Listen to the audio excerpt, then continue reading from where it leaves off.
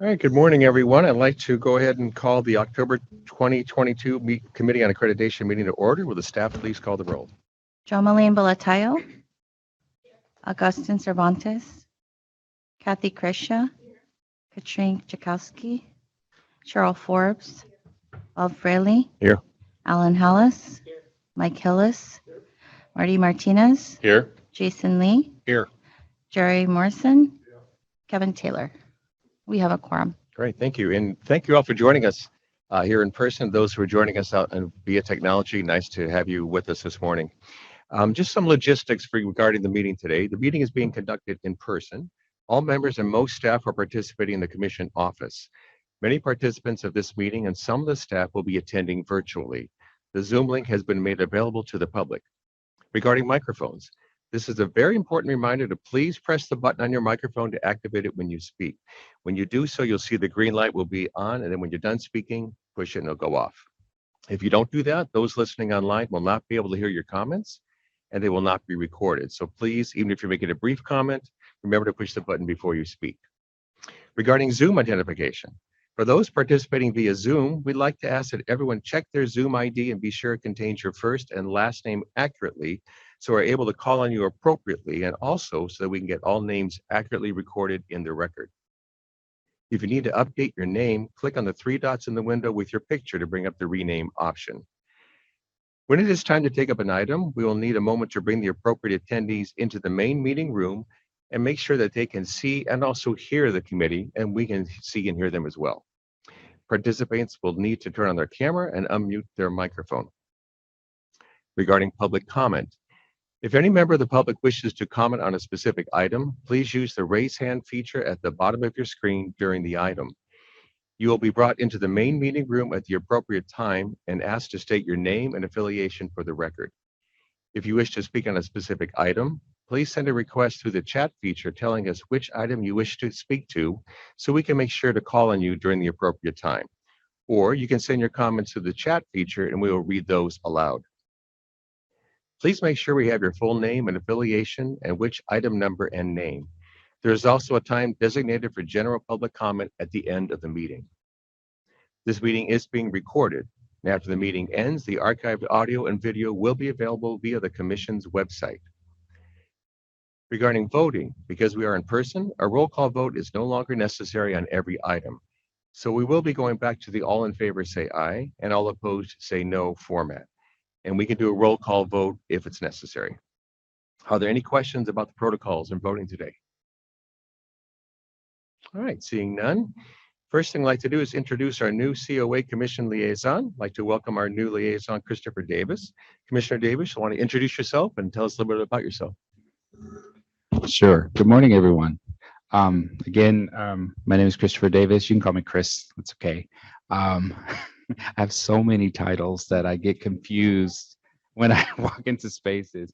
I'm a pastor at a church. I'm a commissioner. I'm a doctor. Okay, so I'm a middle school language arts teacher. So I have a little bit of a sense of humor and some sarcasm. I promise I won't try to use a lot of that this morning. I'm a little tired, but to know a little about me. Let's see, what is relevant? I think I told this story this morning. When I turned 16, I was at John C. Fremont High School in South Central Los Angeles, and that's where I grew up. And I was asked to be on the WASC accreditation team, and I really enjoyed that experience. I know that sounds crazy for a teenager to enjoy being on an accrediting body, but I've always kind of strived to be on those committees. And as a middle school teacher, I never get the opportunity anymore. So, I've sought out positions in high schools, and I've been a high school teacher. I've also taught adult school for a number of years, and now I work and split my time between Stanford University and the middle school where I work, Monroe Middle School in East San Jose. So I've been doing the education thing for about 30 years now. So I've got a pretty long career, and I'm not yet 50, believe it or not. So I got a few more years to go. Oh boy, retirement can't come soon enough. But I'm here because I was very interested, especially with Ms. Hickey's beautiful presentations at the commission.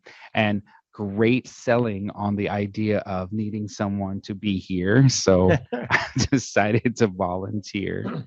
So I do come with a host of experience and insight, and I don't want to step on anyone's toes and ask too many questions, but I may raise my hand and say, okay, so what is that?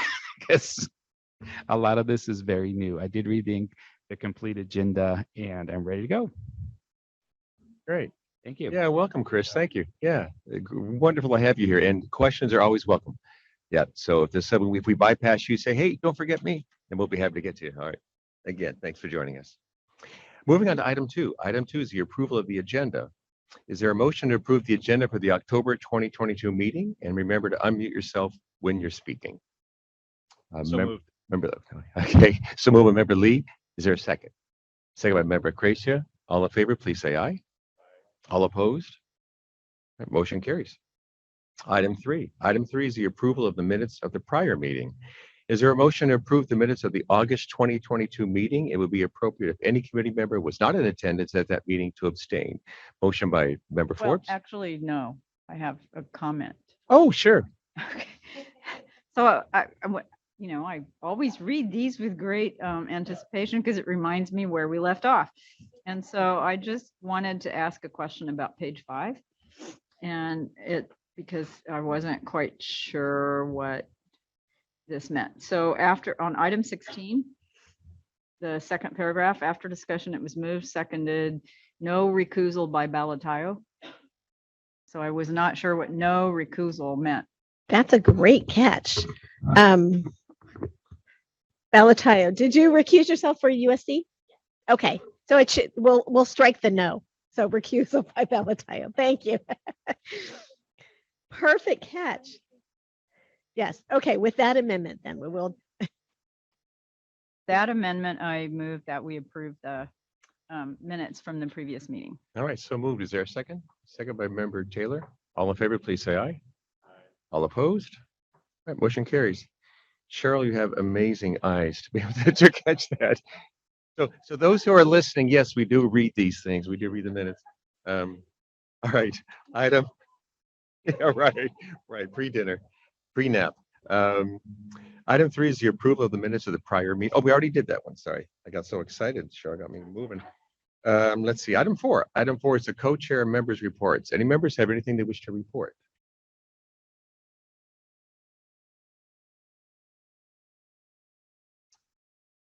All right, been a quiet couple of months. All right, having noted that, we'll move on to item 5. Item 5 is staff reports. We have updates from Ms. Hickey, Ms. Sullivan, Dr. Kara Mendoza, and Mr. DeGear. Ms. Hickey, would you like to begin? Sure, I'd be happy to begin.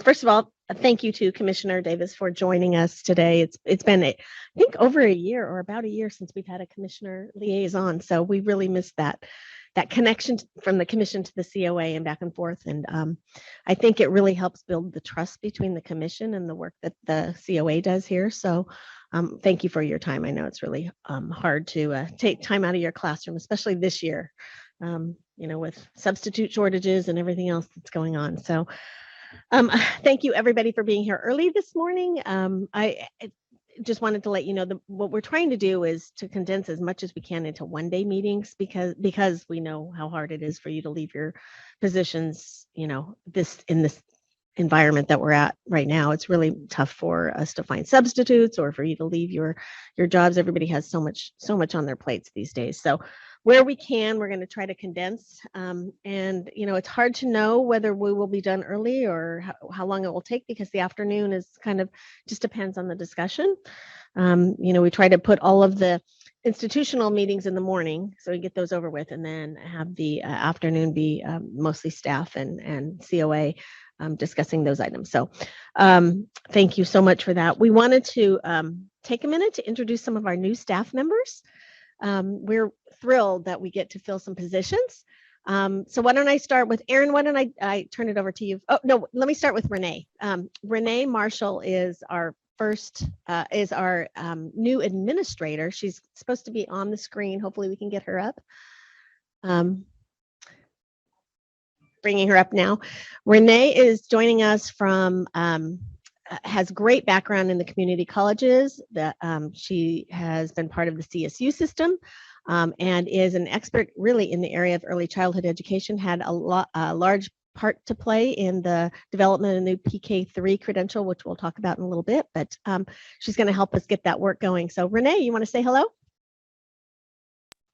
Thank you so much. It's a pleasure to be here today, and it's great to see everybody and to see some familiar faces. Thank you for allowing me in on the screen too, Cheryl. I didn't realize I would have capabilities to do that. That's awesome, but it's great to see everybody here, and I'm excited to be at the AOC meeting today. Or COA. Oh my goodness. Sorry that I just flopped it. I'm in acronym land, so sorry about that, but it's great to be here today. And I will learn all the acronyms, I promise. Yes. There are a lot of acronyms, but do you want to just say a little bit about your background? Absolutely. Absolutely, Cheryl. I come from the community college system where I've been serving for the past 15 years of my career. I have served in teacher preparation as a faculty member of education and early childhood education, both part-time and full-time. I also I served as department chair at College of the Canyons as well. I also had the opportunity to serve as a regional lead for the South Coast Central region and the Los Angeles region. During Education Futures, I also had the honor of being the statewide lead of the teacher prep programs in the community college system. And before working in the community college system, I was actually in K-12 as well. And so I've served quite a bit of roles over my time in education. I've been an educator now for 30 years, and I'm really excited for this new credential and just the opportunities it's going to present for a highly trained ECE workforce, that we've already got, and some more opportunities for them, and also for just the next generation of educators in California. And it's really an exciting time, and I'm thrilled to be here and excited to be involved in the rollout. Thank you, Cheryl. Thank you. Thank you. Appreciate you being here today. And Erin, I'm going to toss it to you. Thank you. Good morning, committee members. I'm sorry that I can't be with you in person today. I have a nasty case of bronchitis, so I'll be muted a bit so that my coughing doesn't bother you. Yeah, so in addition to a new administrator, Cheryl and I are very lucky to have been able to hire 2 new accreditation consultants. They both started at the beginning of October. One will be working on what I like to call Team Sullivan, and the other one is on Team Hickey.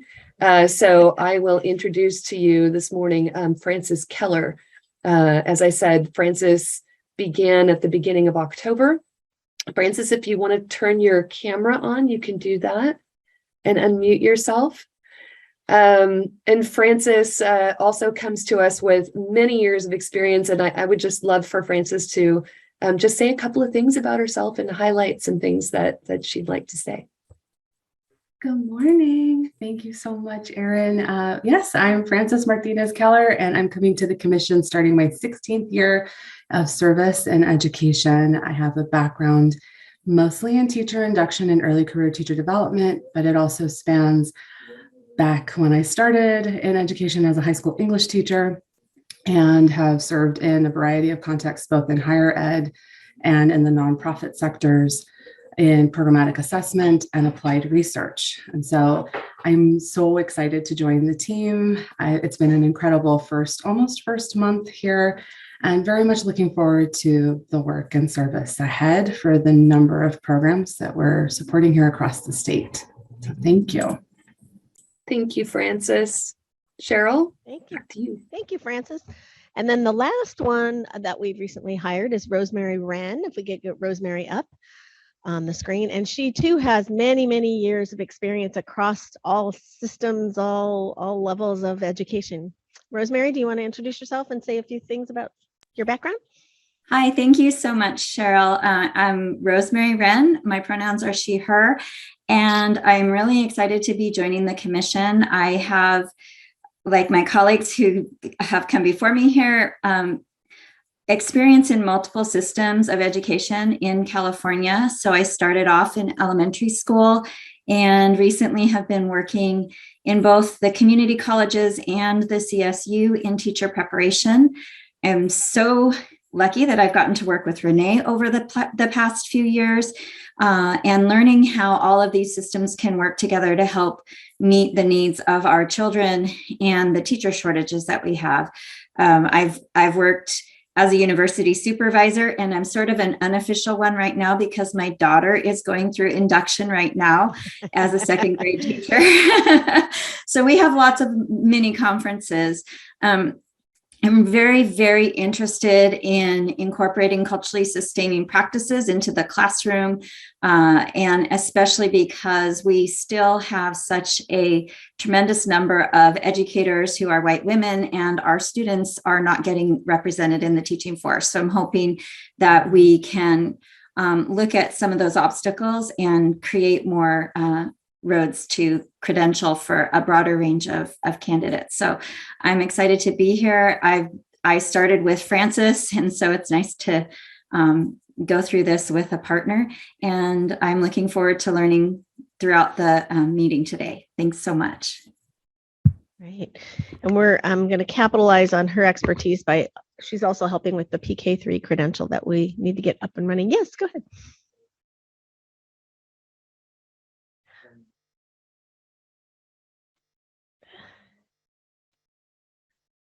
Absolutely. Yes. She was the recipient of the Dissertation of the Year award, or whatever. I don't know the official name of it, but yeah. Congratulations, Rosemary. Just FYI, the last comment was not heard. So microphones. Oh, thank you, Aaron. Sorry, I forgot to push my button. It's okay. Was just acknowledging that Rosemary won the Outstanding Dissertation Award from the California Council on Teacher Education in San Diego last week. That's right. Congratulations to Rosemary. Congratulations, Rosemary. Do you want to say a little bit about that real quick? No, I didn't know. I didn't see Dr. Taylor there. Dr. Taylor has been an administrator. I've worked with him in the School of Education at Cal Poly SLO, and he's been an incredible mentor and encourager. And as I wasn't going to bring that up, but my research is very much focused on how we can better prepare both pre-service and in-service teachers, in particular white women, to be able to address issues of race and identity in the classroom through more critical pedagogies and representation in the curriculum. So I tend to speak up quite a bit about those things, and so I'm really excited to have the opportunity to apply those skills that I learned, and also the material that I learned in doing that research, and hope to, I'm already seeing the commission moving towards addressing those issues by adding the diversity, equity, and inclusion standard in the PK3 credential. So I'm hoping that that becomes something that we just take as a matter of fact as we look at programs, and becomes an expectation. So thank you. Absolutely.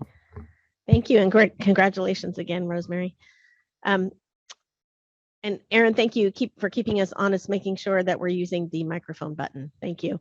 I'm going to go to Kara next, because I know she's got a lot on her plate today. So Kara, do you want to go on? Of course. Thanks, Cheryl. Good morning, friends. I'm the one note wonder of talking about grants.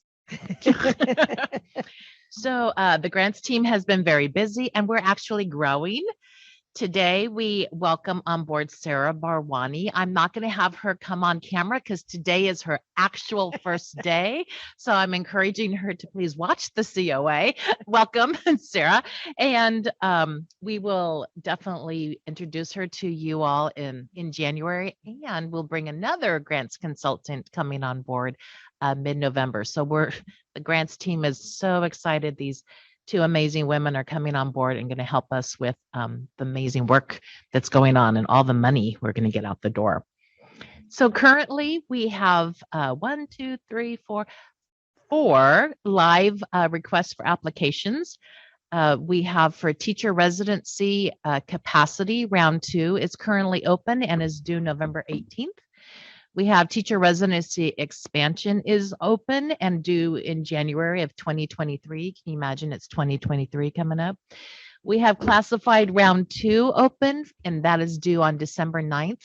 And just 2 weeks ago, on October 14th, the teacher residency implementation RFA closed. And so we're fast and furiously reading applications for that right now. We also have opened the computer science supplementary authorization round 2, which is due on November 18th. And if all goes well, integrated teacher preparation programs RFA will come out either tomorrow, but for sure we think, oh my gosh, we're crossing fingers, next week. So our friends at the IHEs will be very happy. And those won't be due until like February, because we know, January comes and there's a little time off. And so we're trying to give a good chunk of time for our friends at the IHEs to make sure that they are able to get together and talk and plan and come up with a robust application for that particular grant. We then have 3 brand new grants out in the wings. One is for the reading and literacy authorization, which is going to be modeled very similarly to the computer science RFA. We have the one we're really, really, really excited about. It's the Teacher Residency Technical Assistance Center RFA. There's finally funding from the state to provide time and space and support for all of our teacher residency programs out there. That's a statewide approach. We've been blessed with philanthropists who have done a lot of work in California, but now we have an opportunity to really hone our craft and bring it together and have a guiding force from the state. So the grants team is very excited about that. That RFA will come out in the next month or so, I suspect. We have the counseling residency capacity RFA that will come out. There is funding this year for counseling residencies to add to our current counseling residencies. Yeah, we don't have those exactly. So we were fortunate enough to work with legislation and to get capacity funds so that we can support LEAs to work with the IHEs around what might a counseling residency look like, and to propose a program and then to eventually move into implementation, next year and support that or so on. And then after that, we have more rounds of teacher residency, both expansion and implementation and capacity coming out in the early spring. I call it spring, but it's really January, February. And then classified funds, we hope to have another round. It just kind of depends on if funds are left from this current round. Capacity had 125 million total originally, and we've already handed out about half of that. And classified is very popular. Teacher residency, we're feeling confident that there'll still be funds left over because it was 350 million, plus we got another 250 million. So we're feeling confident that there's still funds for teacher residency, indeed. So I think that's it for me this morning. Thank you. Yeah, there's a lot of work happening in the grants department for sure. And we're thrilled that there's going to be a couple more people added to this, because it was Kara and one other person for a long time. So, and a little bit of Iori. Yes. Yeah, exactly. So, so wonderful. We've grown our grants team. Yeah, go ahead. Are there going to be more grants for the new pre-K 3 credential? Like new coming from the state, or new in the ones we have so far? New coming from the state in terms of supporting institutions or program sponsors from designing programs. Right. I don't know, but what I will tell you is with current funds, institutions of higher education can use current funds to kick around the idea of the pre-K 3 credential with integrated grants. If you want to take your current programs and develop an integrated program, you could use the integrated funds for that. The teacher residency funds are a little more challenging because legislation states it has to be a commission approved program. We don't have any of those yet. And we have 400 million left in teacher residency. So the thinking is there might be funding left next year, once we have some commission approved programs, that then those LEAs can work with those IHEs to have that, to submit a grant application using those funds is sort of the thinking right now. Yeah, I think that That the helps. idea is that the existing grants, when the programs are up and running, can Correct. tap into the existing money. So we just have to get those approved. Indeed. Good luck with that, Cheryl. And the COA. Bringing Yes. everybody with us. Dr. Mendoza, can you tell us a little bit about what the integrated prep program is? I'm not familiar with that. Indeed. So this, there was original funding for planning for integrated programs in 2016, before I came on board. And it was to basically take current, you know how many of us back in the day, 4 years, we got our BA, and then 5th year teaching credential. And so the concept is to take that 5-year journey and truncate it to a 4-year journey where you earn your BA and your teaching credential at the same time when you're done in 4. And, you know, and it's to support fast tracking, right? To get more teachers into the workforce. It helps with finances for our candidates. And it's kind of a wraparound, in my mind, it's a wraparound service in that you're starting your candidates off early as juniors, seniors, you know, even earlier in some programs. So that's the concept of integrated program. Thank you. You're welcome. Also going to just mention that she mentioned the counseling residencies. So when the legislature first talked about that, we said, I don't think those exist. So we started calling around counseling programs and they're like, no, I think other states have them, but we don't have them. So again, that's why we're not sure what that looks like, but we're hoping somebody, you know, takes a stab at trying to figure out what that looks like, because it's not a bad idea to be able to support counselors through their program and have them in shadowing a person for a year and working with someone. So Not a bad idea at all. And I might say that I don't think I mentioned it, that our new hire that begins today, she's a counselor. that's great. That's great. So we're jazzed. And Sarah, you'll be going to work really soon. Exactly. Does anybody else? Oh, go ahead. So is there a date on the counselor residency? There's not, Okay. but I'll let you know as soon as we know. We really have to sit down and do a lot of thinking. We want to reach out into our friends in the field, say, what do you think this would look like? Because we're basically building from a model that we don't currently have in California that we know of. So if anyone's out there, feel free to call me, say, we've got one, and we'll definitely, you know, kick around what that might look like. Yeah, exactly. Yeah. I was just going to ask if anybody else is having tech issues. I see that Brendan is helping Joe Moline. Is everybody else okay tech-wise? Okay, great. So the next thing I wanted to go to, and David is here, I'm going to turn to you, David. Sorry. I just wanted to talk a little bit about what the commission did last week. There are 2 major initiatives that went through, both the PK3 credential and the literacy credential. I mean, the literacy standards and TPEs. So I thought David could give us an intro. Thanks, Cheryl. So we actually did have in Ed Code an early childhood specialist credential, and we retooled that into something that we really need, which is a credential that focuses on pre-K through grade 3. And we worked in partnership with the California Department of Education. They have a big effort to try and make that grade span of pre-K through 3 more developmental, and make it really something that's very thoughtful in terms of children's development. So that credential, the commission approved the requirements for the credential, its authorization statement, the preconditions for programs, the program standards, and the TPEs. And so programs are now going to be able to use those to start building a program.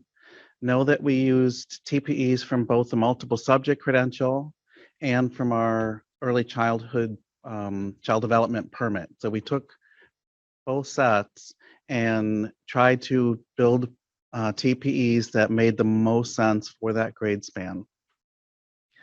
In addition, Senate Bill 488, which I'll talk more about in a minute, required that we added literacy. So there's a strong literacy component. There is also a strong mathematics component, something that we do not have in our, we do not currently have in our multiple subject programs and TPEs, but understanding that that early literacy is something that is really important and needs to be addressed. And then finally, we added a program standard on diversity, equity, and inclusion. We need to understand, teachers need to understand their students, understand the backgrounds that they're coming from, the strengths and assets that they're bringing. So we're really excited about those changes, and we'll be looking at adding a similar program standard pending commission approval to our other program standards. So we anticipate that some eager early adopters may be able to put together a program to submit to us that they intend to open for next fall. Mm-hmm. I can tell you that what districts probably need most are internship programs. Mm-hmm. They need people who can fill the classrooms. And the likely candidates for that would be current preschool teachers who already hold a bachelor's degree. Mm-hmm. And we've worked with some of our partners on research and found that there is a significantly higher percentage of preschool teachers who hold a bachelor's degree than one would think. So we're hoping that some of these teachers can follow their third grade students from a preschool into a fourth grade transitional kindergarten classroom. Mm-hmm. The second big thing that Cheryl mentioned was our new literacy standards and TPEs. This was required by Senate Bill 488, which, if you have not looked at it at all, is a very, very prescriptive bill. Mm-hmm. There was not a lot of commission may or Mm-hmm. They used specific words like we needed to include the dyslexia handbook rather than align to the dyslexia handbook. So the commission did approve the new standards and TPEs. They will become effective for all existing programs July 1, 2024. Senate Bill 488 requires the commission to certify. We don't know what that looks like yet, but we're required to certify that every multiple subject and education specialist program meets the new TPEs and program standards. So that is something that we will be doing during the 24-25 academic year. The one thing that, if you did hear anything about SB 488, was that the RECA is going to be replaced with a performance assessment, and that is due to be ready July 1, 2025. So along this process, we are going to need help. We are going to need help from people who have a background in literacy, who can help us assess new programs coming in, especially with the PK3 early childhood education specialist credentials. Those are all going to have to meet the new literacy standards coming in. Mm-hmm. We are also going to need expertise with early childhood and that early grade span of pre-K3 to review those programs. So these are wonderful things for education. It's a lot coming at once. Mm-hmm. So if you see Cheryl pulling out hair at times, that may be why. Yeah, kind of losing it sometimes. Oh, yeah. Let me just add a little bit more about the PK3 thing, because I think the role of this this committee is going to be really, really important. We have said, because there's a big push to get those classrooms staffed next fall, that if people are ready early 2023, we would start to look at the program documents coming in. That means we have to figure out what that process looks like, what documents are required. It'll be obviously what we normally require in initial program review, but we need to consider the 3 new standards that David just talked about, the math standards, the literacy standard, which is comprehensive to say the least, and and the DEI standard to see what else we need to add to what is it that we need from proposed programs. So one of the things we were thinking about is that we may be asking you to have an extra meeting in the spring that we may call for the sole purpose of approving some of these programs so that they can get up and running. We may be able to do it electronically. I don't know yet, but we're going to try to expedite that as fast as we can so that programs can get up and running in the fall if they can. On the other side of it, though, we have regulations we have to put in place to make this credential official, kind of. So we're working in parallel. So we may be reviewing documentation and then holding it for a little while until we can say it's a go. Because you never know when the Office of Administrative Law tells us, oh, no, you have to do something else. And so then we have to go back to the programs to have them do whatever. So we're kind of trying to time this in sort of a weird little way, but that's what we're hoping to do. So just know that we may be calling on you to have a couple of extra meetings here or there that wouldn't be terribly long, but that would allow you to look at these new programs and to just, to decide whether or not to approve them, if they're sufficient or not. So that's on PK3. Yes.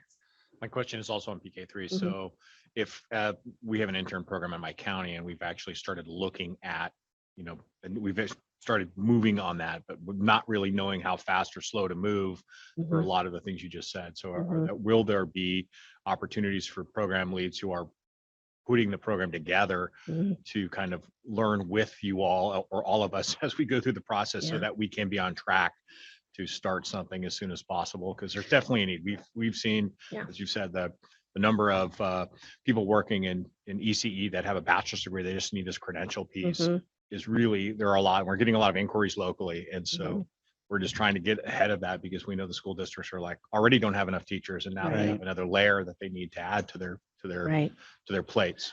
So we have already started putting together some plans for technical assistance to programs. And I think we would like to see if there's some kind of community of practice that we could create with the early adopters, because I think we're all going to be learning alongside each other with this one. Well, I definitely have people locally that would be willing to participate for sure. Great. And, going back to the numbers, LPI is predicting that by 2025, 26, which is when the full implementation of transitional kindergarten is required, we will need an additional 10 to 15,000 teachers just for transitional kindergarten. The other thing that we want programs to think about are residency programs, because the staffing ratio for transitional kindergarten is currently at 12-1.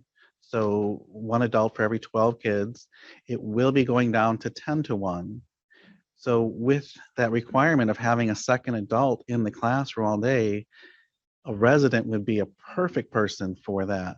So not only does the resident get paid by the district, they're also learning from their mentor teacher. And if I could, just one more question, just because of my role and what we do with our programs at Northwest School Vet out of Sonoma County. Has there been any further discussion around broadening access to those for people who already have a multiple subject credential but need the additional ECE credits or units? Right now, there's a very limited scope for those people to get that additional accreditation. And with the requirement of it being from an IHE and not being CEE units, it's really difficult for people to kind of fathom in the very beginning. How are they going to A, afford it, and B, how are they going to manage that much commitment while they're already teaching full time and doing everything else? So as a county office, we've looked at, and initially when this first came out, of, okay, we have a lot of experts locally. We have university partnerships with Sonoma State and other universities to provide those CEU units, and we were ready to go. And then it was like, so community college credits would count for that. And there are well over 100, I think it may be up to 150 community colleges across the state that offer courses towards our child development permit. So any of those courses would count. And we do understand that, CDE did make that change requiring Carnegie units from a regionally accredited IHE. So if there's ways that you can partner with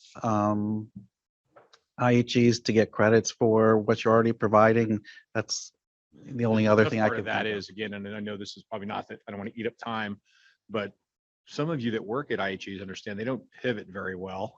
No offense, but yeah. And so as a result, I've reached out to different universities, and all of those, not all, but the vast majority of them are during the typical school day.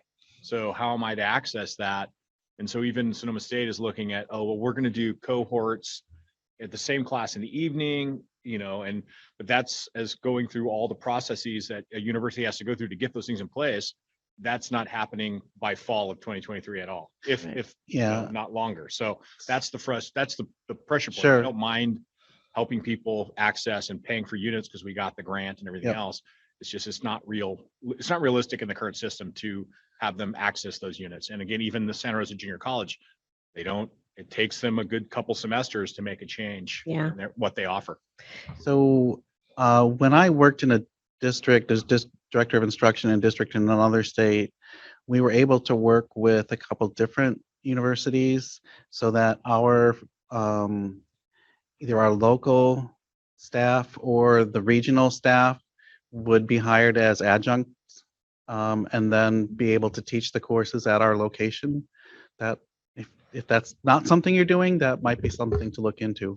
And I've had both Rosemary Wren and Renee Marshall, our two new community college folks, weigh in on this, that they have lots of ideas and are working with the community colleges also on some of this. So that'll be one of the things that they're going to be doing. So it'll be great for those folks to have that conversation, because I am reaching out and have been since day one, but it's a laborious process, right? And getting people to respond and make changes in a system that hasn't changed.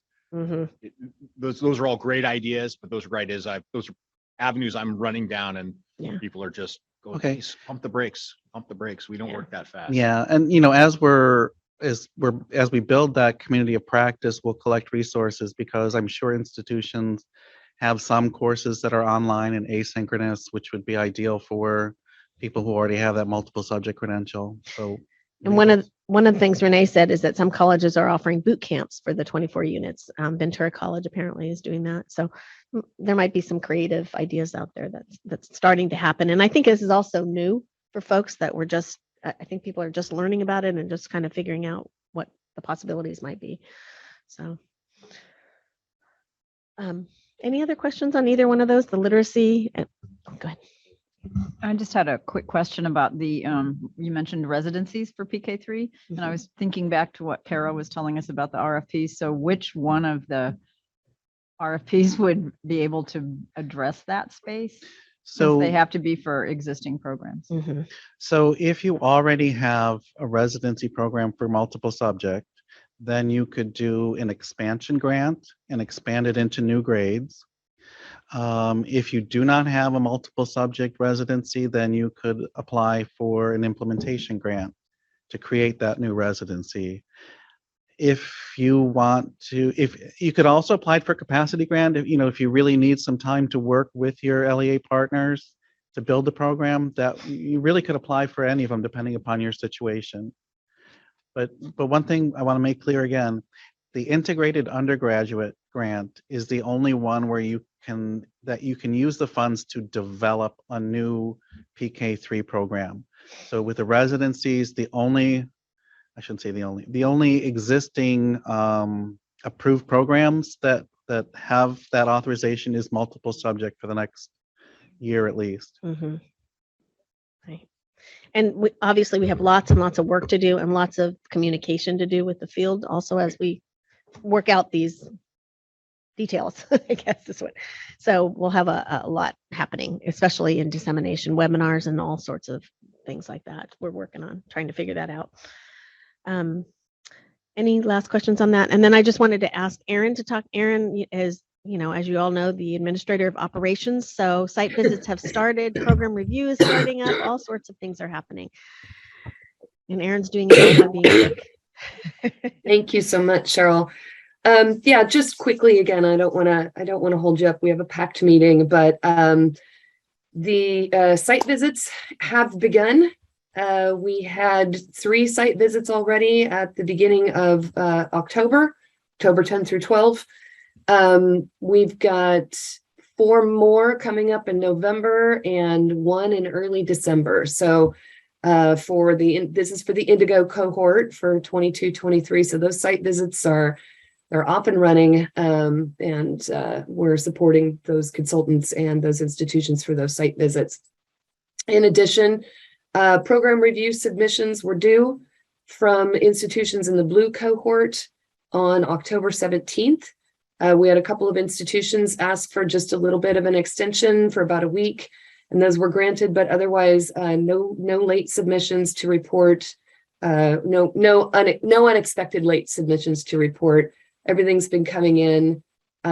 We've had a lot of help reviewing those submissions from consultants who volunteered and said, I'd like to look at the submission for my own institutions. So that's been wonderful. We've also added this year Sarah Solari Colombini to the program review team. Sarah has been scheduling the reviewers for the 13 program review dates we have coming up starting on November 1st and going into early January, and also putting together the starting to look at putting together the site visit team. So really happy to have Sarah on our program review team this year. It's growing into a really nice team of individuals supporting this process. I would just mention that for the blue cohort, we have 35 institutions in the blue cohort, but of those 35 institutions, just 8 of them are IHEs. The other 27 are LEAs. So the majority, I shouldn't say so the majority, but the majority of the programs that are being reviewed are induction programs. So coming up in 23-24, we'll have 35 site visits for those institutions, but just 89 programs across those institutions. And again, 28 induction programs. So potentially, while induction is a very valuable program, and I don't want anything I say to lessen that, it will be a lighter year for us because we won't have a lot of IHEs with 16, 20 programs each. So it'll feel a little bit lighter in terms of our workload and in terms of your workload. So it's nice to have those occasional years of respite in between some really heavy lift years. So just looking forward to that. Thank you. And we're almost done. I just wanted to mention one last thing, and that is just a reminder about the times that are on the agenda are just approximations. You do not have to feel like you have to stick to those. That is mostly so that because we have so many institutional folks out there that, we don't want them spending all day waiting for their time, but you need to have the opportunity to talk as long as you need to talk about and deliberate about an issue. We have told everybody to be ready early or be prepared to stay late, depending on how you guys are running. So just so that we remind you about those times that are on the agenda are just estimates, and for you to do what you need to do. And I think that's it for us. All right, thank you, Cheryl. Thank you all for your in-depth reports. There's certainly a lot of stuff going on, and really appreciate that. So thank you. And also welcome to the new members who have been introduced, the consultants. We look forward to working with you down the road. So thank you for being with us. Also want to introduce Ellen Palos, who was with us. I believe you were online last time. Yeah, so would you like to say a few things? Just happy to be here. Thanks so much. Short and sweet. The Academy Awards, you take that cue right there. We do have a 9:30 time certain, but I think we do item 6. And if depending on time, we may want to skip 7 and come back to it if we need to. Do we have 7? We have 7 as well? Okay, well, let's do 6. 6 is program approval recommendations. This section is for action. There are 2 institutions with 2 programs for approval. We'll address each request separately. The first program approval is from California State University, Fresno. Ms. Hickey, you want to say something about that? I just wanted to, you may be wondering why there's not a blurb there about the institution, about the program. And it's just a reminder that the PPS interns are different than the teaching credential interns. There's nothing different about the PPS credential in terms of a program. There's nothing for them to give us in terms of, it just is an authorization that allows them to work and get paid. It's kind of an odd duck. And so if we could give everybody that ability just to, if you get a counseling, then you get the intern as well, but that's not how we've done it historically for other reasons. But there really is nothing there. They offer a program. This just allows their candidates to get paid while they're working. So that's why there's not a blurb there, because there's no documentation to provide us. Okay. But you still need to formally approve it. All right, that sounds good. Thank you. Are there any recusals on this item? All right, seeing none, is there a motion to approve the Pupil Personnel Services School Counseling Intern Program for CSU Fresno? So moved by Member Lee. Is there a second? Second by Member Balatayo. Any further discussion? All in favor, please say aye. All opposed? All right, motion carries. Second program approval is from the Academy of Art University. The institution has a traditional student teaching-based single subject art program, and they are seeking to add the intern pathway. Joining us today from the Academy of Art University to answer any questions you may have about the proposed program are Eileen Everett, Chief Academic Officer, and Katie Rice, Associate Director for the Credential Program.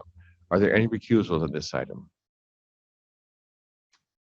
All right, seeing none, would the institutional representatives wish to say anything about the proposed program? This is just a program that we have had a lot of interest in from our students and from surrounding districts.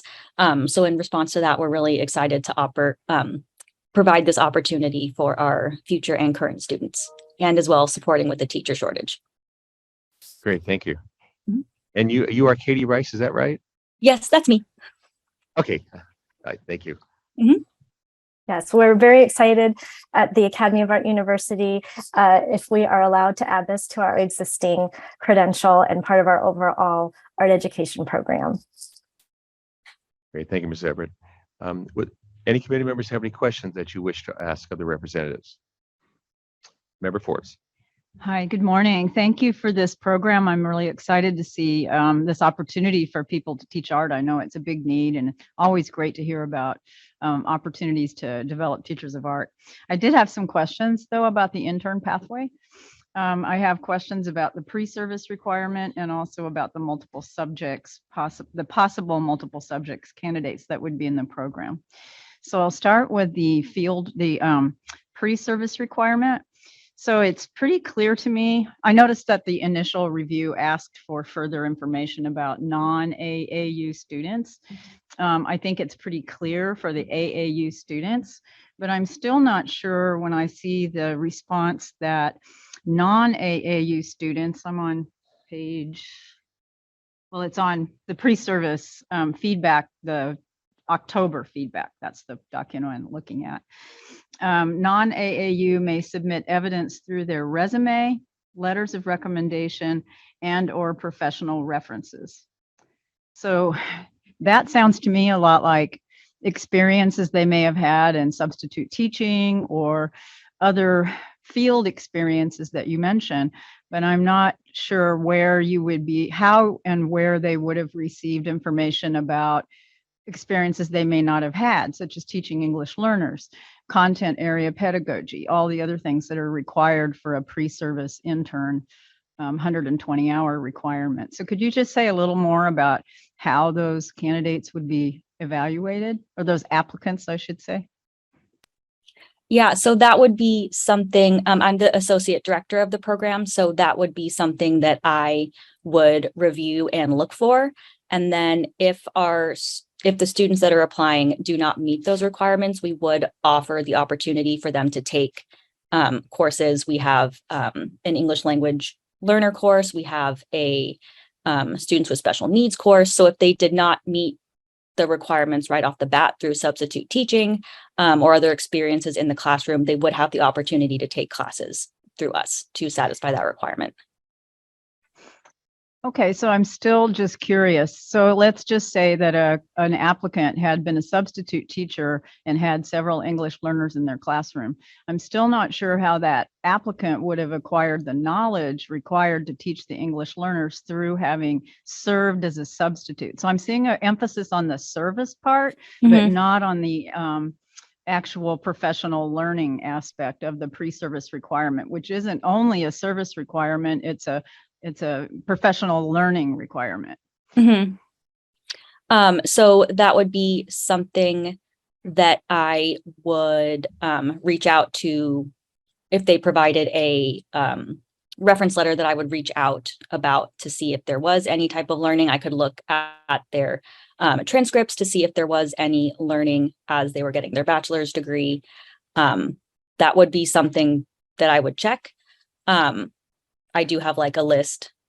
Oh, can I rename myself? Are you talking to me? Sorry. I'm Katie Rice again, just in case that's me. I'm the associate director. So I do have a checklist of everything that I would go through, and I do have all of the TPEs that I would check before they are approved to be in the internship program. But that is something that I can create a more in-depth checklist of courses and in our handbook write out more defined that they need those specific pieces of evidence as they submit to the program. I think that would be really important. The TPEs that you mentioned are what the candidates, once admitted, learn and master by the end of the program. So that you wouldn't assume that they would have met the TPEs prior to admission. So my concern still is that, let's just say that someone attended some district workshops as a substitute on teaching English learners. How can you ensure that that really meets the criteria that are set forth in the pre-service requirement for single subject programs? Because it's quite specific about the types of knowledge. I operate an intern program in my own university. So, you know, I'm pretty familiar with those requirements and the various, I can see that there could be various pathways to meeting them, but I'm still not quite convinced that for the non-AAU students, there's a strong enough vetting process to make sure that they have that necessary pre-service component. Because one of the features of intern programs in California is that 120-hour pre-service. Right. So, you know, candidates don't just start teaching, even if they've had lots of service. They've had, you know, maybe they've even been a teacher in a private school, but or a non, you know, they have not yet been in a credential program in California. But in order for them to be successful, I think it's really important that they have that professional preparation, not only the classroom hours of service. And I right now, in the way that this document reads, I'm still not seeing enough specificity about the non-AAU students. If they are asked to enroll in all your classes or some other classes, I think, you know, that would be appropriate. But so I'm still a little concerned about that. So now I'd just like to ask about the multiple subject, if I could. We don't offer a multiple subject. It's only single subject in art. Well, however, it says in the response on, let me see, on page, well, it's, I guess it's number 4, the professional development plan. And I'm still in the October response to the BIR feedback, that document. It was in the program standards, part of your documentation. And so it says the Academy of Art University predominantly works with credential students placed in, this was written by the institution, my understanding, right? Predominantly works with credential students placed in grades 7 through 12. However, if a teacher applies and secures a position in grades K-6, the following additional professional development options will be provided to support the intern. Register for additional courses, right? And those are in educational psychology or teaching audiences with special needs, or take early childhood courses online, or professional development through early care and education workforce registry, school district operated professional development for early childhood. So I'm not really seeing the breadth and depth of multiple subjects program requirements, TPEs and program standards in the courses that are listed. So this is not the pre-service requirement. This is the professional development plan. So do you intend to operate a multiple subject program or not? Because it sounds like from what you're saying, you may not intend to operate that. Yeah, so we are a single subject based program, and then that was written on a response to what the preconditions were stated. So they stated that I needed, if a student wanted to pursue a art degree in an elementary school, that there would need to be more learning for elementary school age students. So as of now, we do not offer a multiple subject credential for students. But I was told that with the preconditions that this is what we needed to add. So if there was a teacher that wanted to be in a elementary school, that there would need to be additional learning for them. So that is the Sounds route. like there may have been a misunderstanding or miscommunication on that. Yeah. Right, because you have currently a single subject approved program, so you can really only add an intern pathway to that program that's already been approved. You can't add an intern pathway to a program that hasn't yet been proposed. Yes, right? Which would yes. give you And much so more that's time it. to develop. You know, Yeah. I definitely want to recognize the good intentions and the hard work that you have put into answering all of these kinds of questions in this new area. But I think, you know, I would also not feel comfortable passing this document, frankly, unless that part were removed about the multiple subject credential. Okay. Yeah, we do not offer a multiple subject credential. And if you ever do want to offer one, then you would be able to propose that, right, you know, that credential program and then create your intern pathway within it.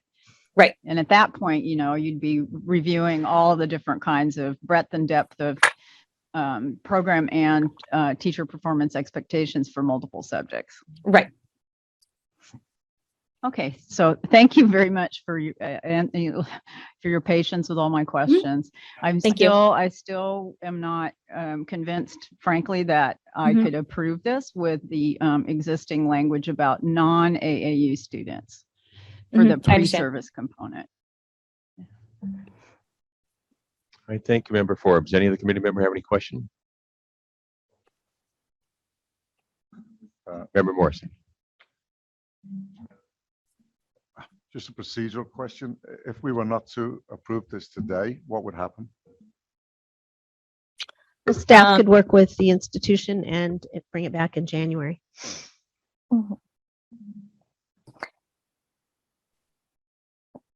And may I ask a question? Certainly. So it sounds like we had a miscommunication regarding the multiple subject, and that's what the application asked for.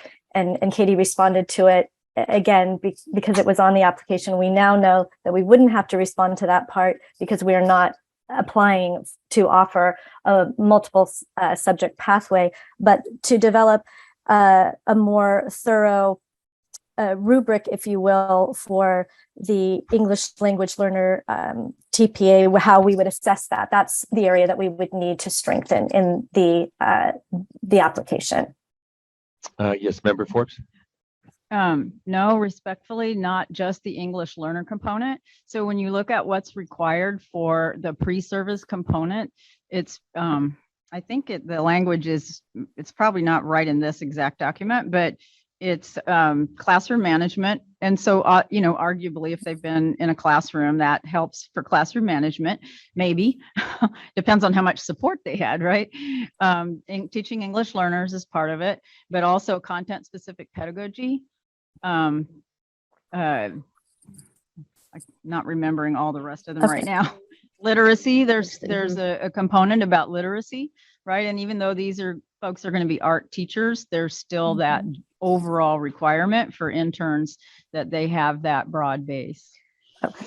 So a stronger vetting process for the non-AAU student across all of those areas. Correct. Okay. Thank you. Yes, Tim Weeks. Tim, I'm sorry, Michelle, can we pull in Tim Weeks, please? That'd be great. We're pulling in a staff member who's been assisting with the. Yes, he's been our consultant. Yeah. Yes, exactly. So we're trying to bring him into the meeting right now. Hi, Tim. We see him Hello. now. Oh, you know what? Would you like to address anything? Still listed as Teacher Commission on Teacher Credentialing, which is why she couldn't find me. So we're renaming myself now. Go ahead and speak, Tim. Yes, I think the misunderstanding with the multiple subject part was whether or not they had a single subject candidate who might be placed in a multiple subject classroom setting, and that they were going to address those items within the professional development plan for those specific interns that might be placed in a multiple subject setting. And I also believe that we did address the question about non-Academy of Arts students who did not meet the pre-service requirements, and that they would kind of do some kind of an equivalency with the existing courses. And if that wasn't met, then they would be able to take one of those 4 courses that make up the full scope and skills of the pre-service requirement. So I thought that was addressed in the October 2022, because I know we didn't have it in the September one, and we discussed that. So you should see that in the October 2022 resubmission where that was addressed. I don't think it's as clear as it could be if that. Go ahead. Yeah, Member Forbes. So the part, thank you very much for that background. The part that I'm still troubled by is the sentence in the second part of the pre-service requirement response of October. Non-AAU students may submit evidence through their resume, letters of recommendation, and or professional references. That doesn't even have a transcript as listed, for example. So that's the part that concerns me. I can see that these folks would have had some professional service, but it's the professional learning part of the pre-service requirement. It's not only service, it's also the professional learning. That sentence to me does not indicate that would be that, though it's not clear to me in that sentence what criteria would be applied. And I would think that transcripts would be important in that, if a candidate was going to say, I took these courses somewhere else, for example, right? And without checking references to find that kind of thing out. That's the part that is the sticking point for me. I see. I'm looking at that paragraph, and that was part of the original submission in which we required additional information on. It was added in the October, but that narrative still remained in the submission in October. So, but we did ask them to address that, and that's when we asked that they create or find a way to develop some kind of an equivalency for that 4-course sequence that makes up the pre-service requirement. So is the main problem the fact that these are just items that are listed here, that there may not be a way to have clear evidence of proof of mastery of those concepts, right? Of the specific content, the specific requirements that are spelled out in the preconditions language itself. So they include classroom management, they include teaching English learners, they include content pedagogy. I believe that they also include literacy training and providing literacy instruction. So that it would be very clear how those things mapped onto whatever assessment was given to the applicant or of the applicant's file. Okay. I think my thought when I submitted this was that sorry to put a lot of hard work into this, that they're already submitting their transcripts. They have to submit their transcripts to be accepted into the program. So it felt redundant to have to say it again when it already was a requirement. So I think that's where my misunderstanding was, that I didn't need to say it again. Right. And this was just some additional evidence that was here. So no, we should have probably clarified this as we move forward from the September to the October submission. So thank you, Katie. Thank you. Member Forbes. Well, I just want to say again that I believe me, having produced a lot of these documents on your side as well. I know this was a lot of work, and I think it's almost there. But we just want to make sure that you're offering, that you're able to really fully support the interns, and that it's very clear to any reader what the criteria are that are being used to decide which pathway they can enter. Absolutely. And how much support they might need before they actually get into that classroom as the teacher of record. Because once they're in there as the teacher of record, as we all know, that's really the part where they're going to rely on having had this pre-service component, which is such an important part of our California internship programs. Absolutely. I applaud you for taking it on, especially as an art credential program where you may not have had as many interns in the past. And I'd just like to note that Katie has just joined our university. I'm sure some of you may know Mary Beth Tereskowitz, who was a lead Cal TPA assessor and started our art education program and our credential program. She retired this summer, and Katie has just stepped in, and part of the wonderful interview process, she brought this idea to the university. So it's so great when you get a new candidate that not only is ready to step into the role, but ready to step in with some new ideas. So it's our first time out with this, and with Katie just months into the role. So thank you for having us today. And we are very much looking forward to meeting the questions and coming back in January if that's what's decided. Thank you. Yes, I'm familiar with Mary Beth. We worked together with the TPA a lot. So yeah, I knew she had retired. So I know it's some big shoes to fill, and definitely some big program that's being proposed. At this point, is it something that we can just can we approve it with the understanding that we will receive the additional documentation? It sounds like it's already there. It's just not in a properly presented format. Or do we wish to go ahead and withhold formal approval until January, just pending that the evidence is clearly stated for all? What are the wishes of the committee? Sounds to me like we're talking about the latter of those two. Mm-hmm. I agree. I was going to say the same thing. Okay. Wait till January. Okay. That being stated, is there a motion? Member Forbes. I move that we not approve the current proposal for the single subject intern credential pathway for the Academy of Art, pending resubmission, and we can consider the revised proposal in January with the additional questions answered. Oh, that's too long for a motion. I'm sorry. Okay, I move that we not accept today the current proposal from the Academy of Art for a preliminary single subject intern program. And I also will note that the submission link says it's a preliminary MSSS intern credential program. So I'm assuming that when it's resubmitted, it will be single subject. That was still too long. I'm sorry. It's okay. So moved. Anybody wish to try to repeat that and second it? Okay. Well, with that understanding, is there a second? Second by Member Taylor. Any further discussion? I would just like to just add that, I mean, there are going to be situations, and I'm sure that the consultant and the group that was working on this put in that single, or that mention of multiple subject, because nothing stops districts from hiring single subject candidates in a K-6. That happens in music, happens in all kinds of PE, different subject areas where they have gotten none of that training, but they have yet got their preliminary credential or placed in those situations. So just being mindful of, I was an assistant super of HR for a large district for many years, and oftentimes, especially the days we're facing now, you hire who you can hire, because we know, as we've talked about, and just with ECE, another 10 to 15,000 teachers, they're not there. I was going to applaud the Academy of Art, as you guys all did, starting a program, because 5 years ago, you would have never heard of an art intern program because there wasn't a need. We have interns in PE, we have interns across the subject matter, and now at multiple subjects, and soon at ECE, because there's just not enough teachers. So I understand the need that you mentioned, Member Forbes, because it's legitimate and important.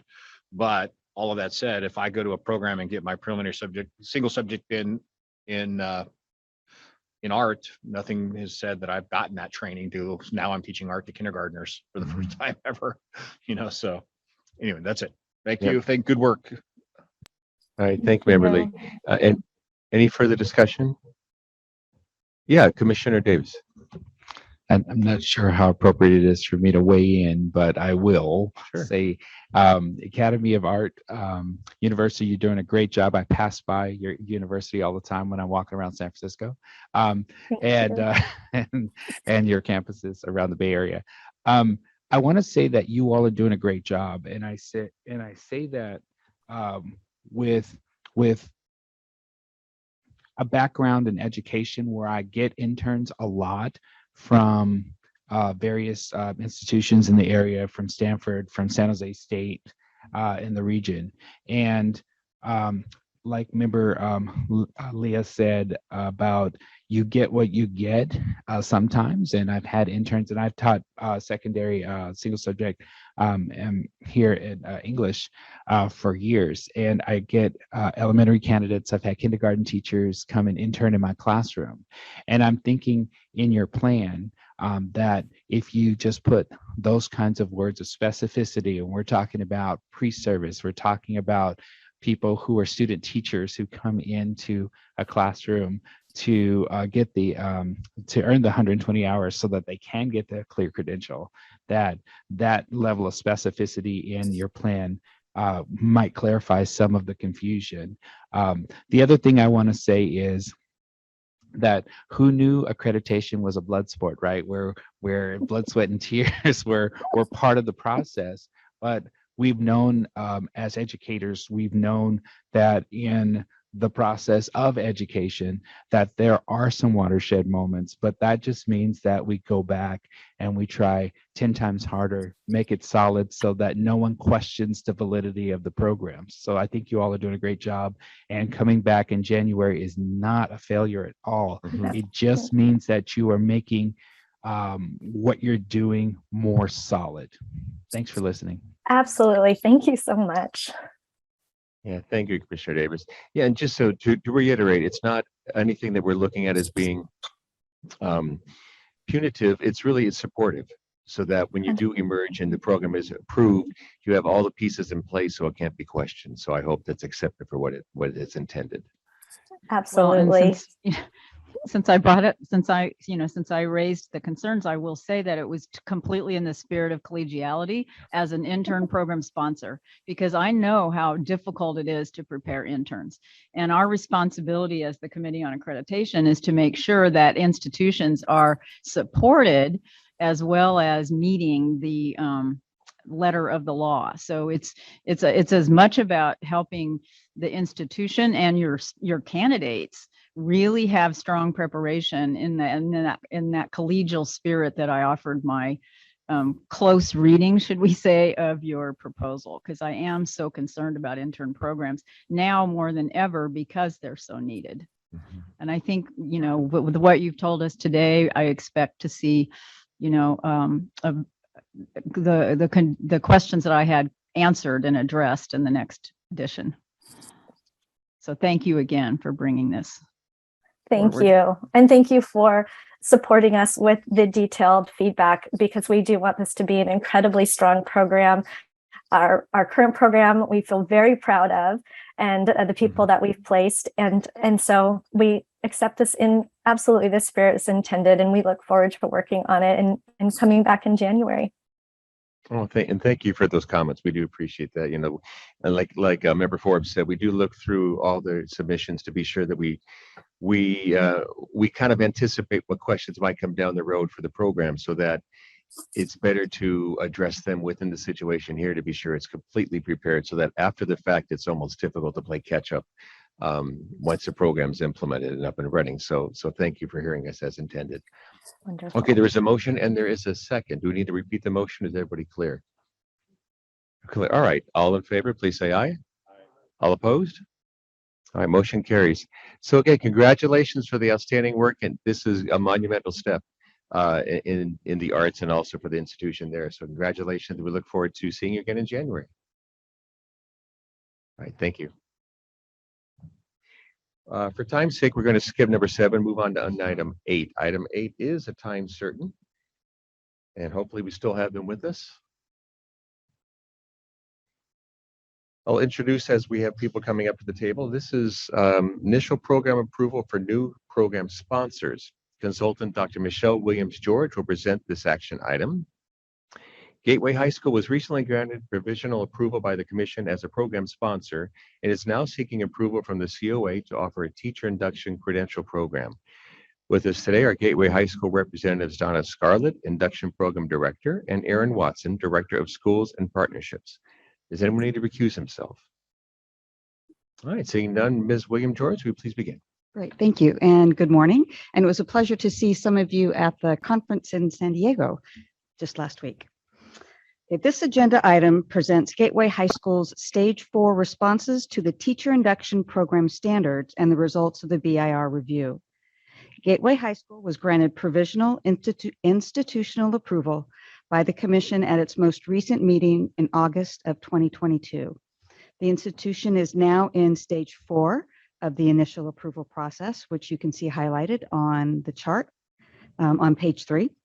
These submission documents are for the committee's consideration for possible provisional program approval, and you'll find hyperlinks to Gateway High School's Stage 4 submissions, as well as all the previous submissions on page 2 of the item.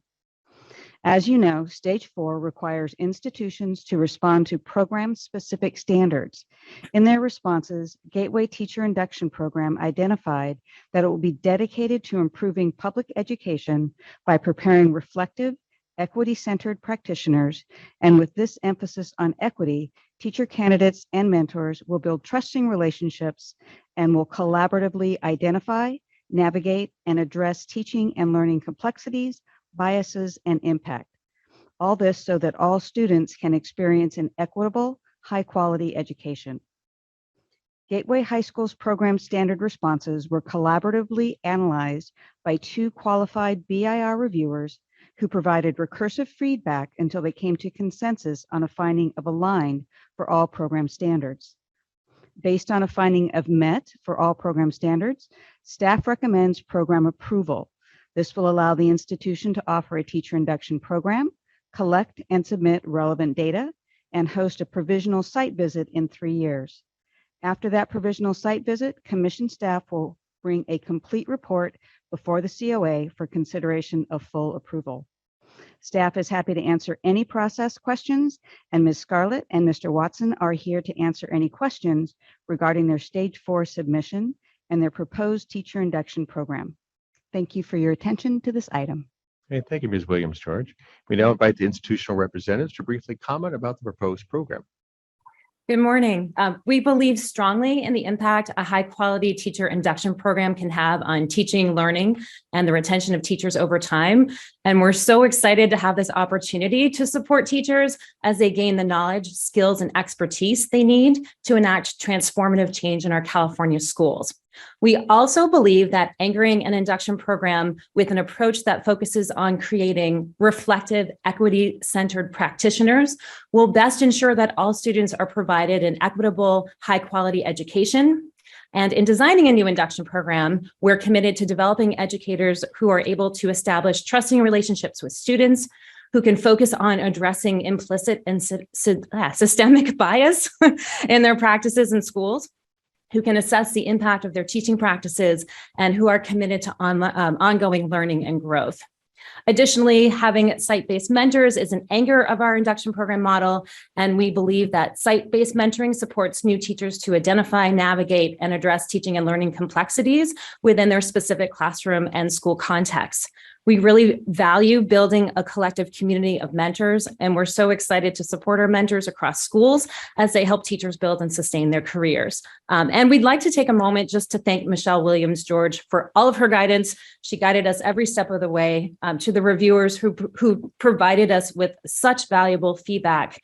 Without them, I don't think we would be here today. And we're just so excited to continue this journey of induction. Thank you very much. Thank you, Ms. Scarlett. Mr. Watson, any comment you wish to offer? I'm going to leave it with what Ms. Scarlett shared, and just also want to thank the committee and Michelle Williams-George. All right, thank you. Any additional discussion from COA members? Member Forbes. Well, congratulations. And I really enjoyed looking at the feedback that you'd received and your responses to it. It was very clear and easy to follow. And it's great to know that our new teachers are going to have, such strong support. I also particularly wanted to commend the institution on the fact that you passed all the common standards. They were all found to be aligned the first time through. And having been on the committee that helped develop those common standards, I know that part of the that helped develop the draft that was eventually approved by the commission. Part of the intention was to make sure that there was really strong institutional support for programs. so that they, could be sustainable. And so it's really especially gratifying to see that strong commitment that was displayed obviously through your common standards response, because that's really kind of the operational nitty-gritty of the program. Thank you. Thanks. Thank you, Member Forbes. Any other committee member have a comment or question? All right, seeing none, this is an action item. Is there a motion to approve Gateway High School's teacher induction program? Member Hallis. Okay, and then just state the motion completely for the record. Motion to grant initial program approval for Gateway High School, stage 4. Great. Thank you. Is there a second? Second by Member Valatayo. Any further discussion? All in favor, please say aye. Aye. All opposed? Motion carries. Congratulations. Thank you. Thank you all. Thank you, Ms. Scarlett, Mr. Watson. Thank you, Dr. Williams-Shorts. Appreciate it. Thank you. We're going to go back to item 7. Item 7, is that right? Is that okay, Cheryl? Okay. Item 7 is a report of program status changes. This item is divided into 2 parts. Part 1 includes items for action by the COA, which include requests to withdraw, requests to reactivate inactive programs, and or requests to add a new content area to an existing program. Part 2 provides information on programs that have transitioned to revised program standards and programs that have elected to change to inactive status. These items are for notification only and require no action by the COA. Going through each one, Part 1, Sections A, B, and C. Section A, program withdrawals. Section A is for action. There are 5 program sponsors withdrawing 5 programs.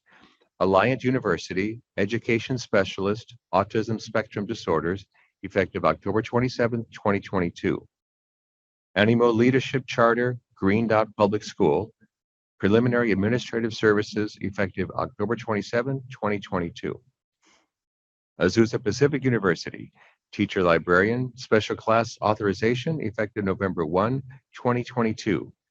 Bard College, Single Subject, Music, effective October 27, 2022. This action will close the institution as a program sponsor, as there will no longer be any active programs from this college.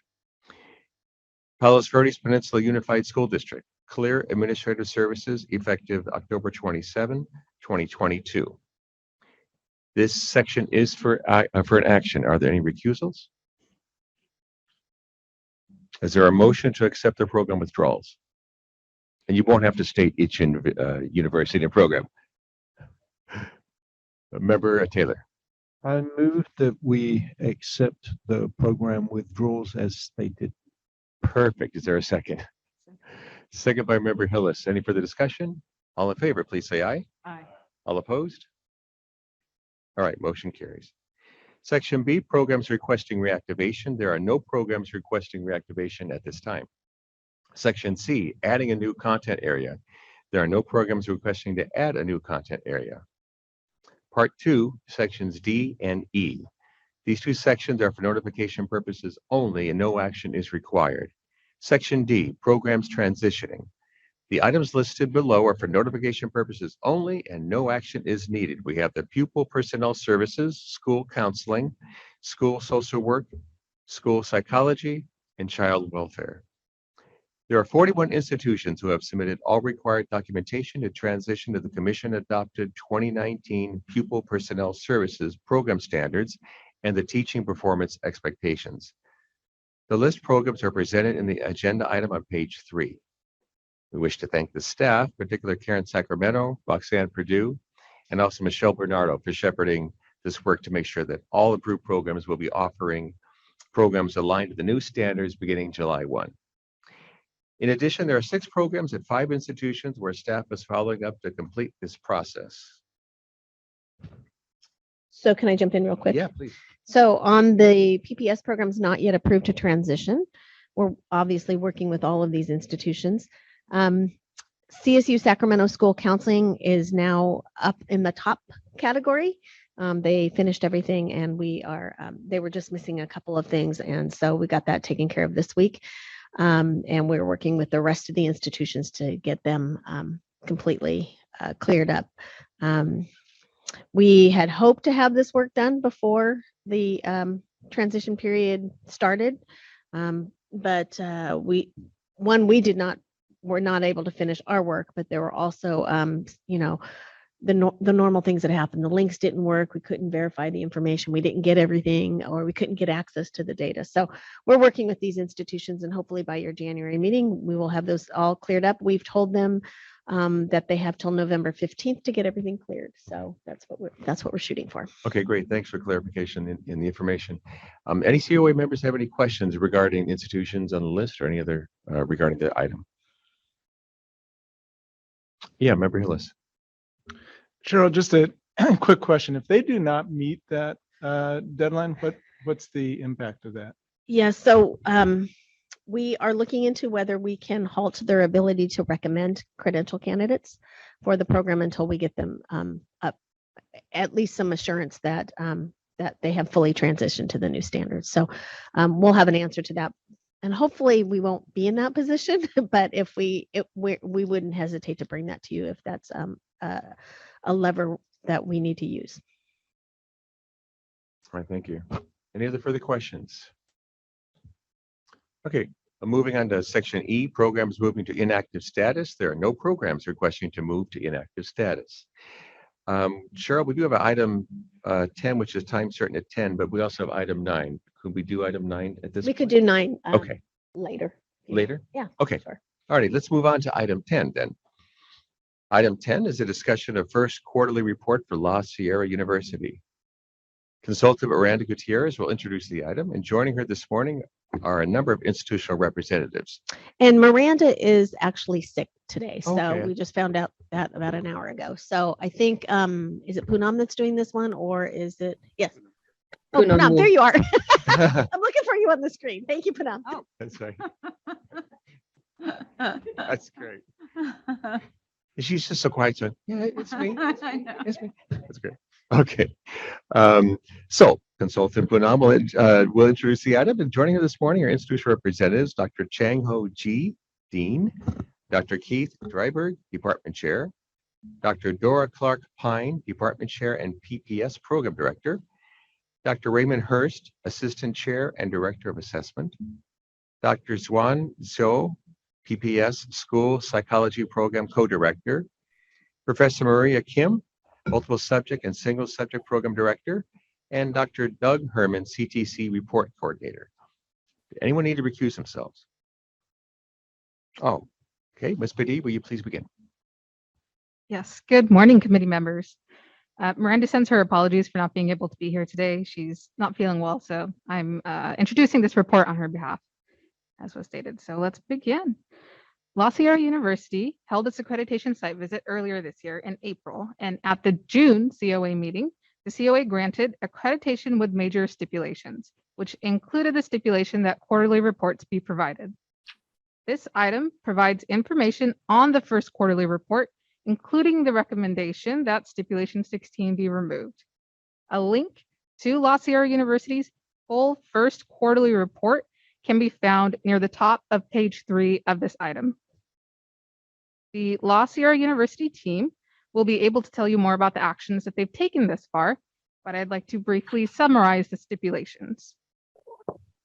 Many are about processes and the infrastructure of the education unit. A number of the stipulations relate to the lack of a clear process to track candidates through their program, which La Sierra University has already started to address. The site visit team also found no evidence of an implementation of a continuous improvement process, and there was a lack of evidence of candidate support for the TPA. Immediately after the site visit and following the COA meeting, La Sierra University began working to address the stipulations. They have reorganized the operations within their unit and now have a process for tracking candidates. They've also begun to systematize various processes within their unit. At this time, I will turn the presentation over to La Sierra University to provide the COA an update on the actions they've taken thus far to address the stipulations.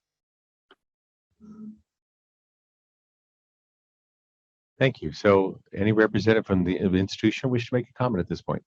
Yeah, I'm the Dean of the School of Education, Dr. Chang Ho Ji. Thank you for that short summary report. As stated in the report, since the last site visitation, we took very immediate as well as very careful and thorough kind of a process.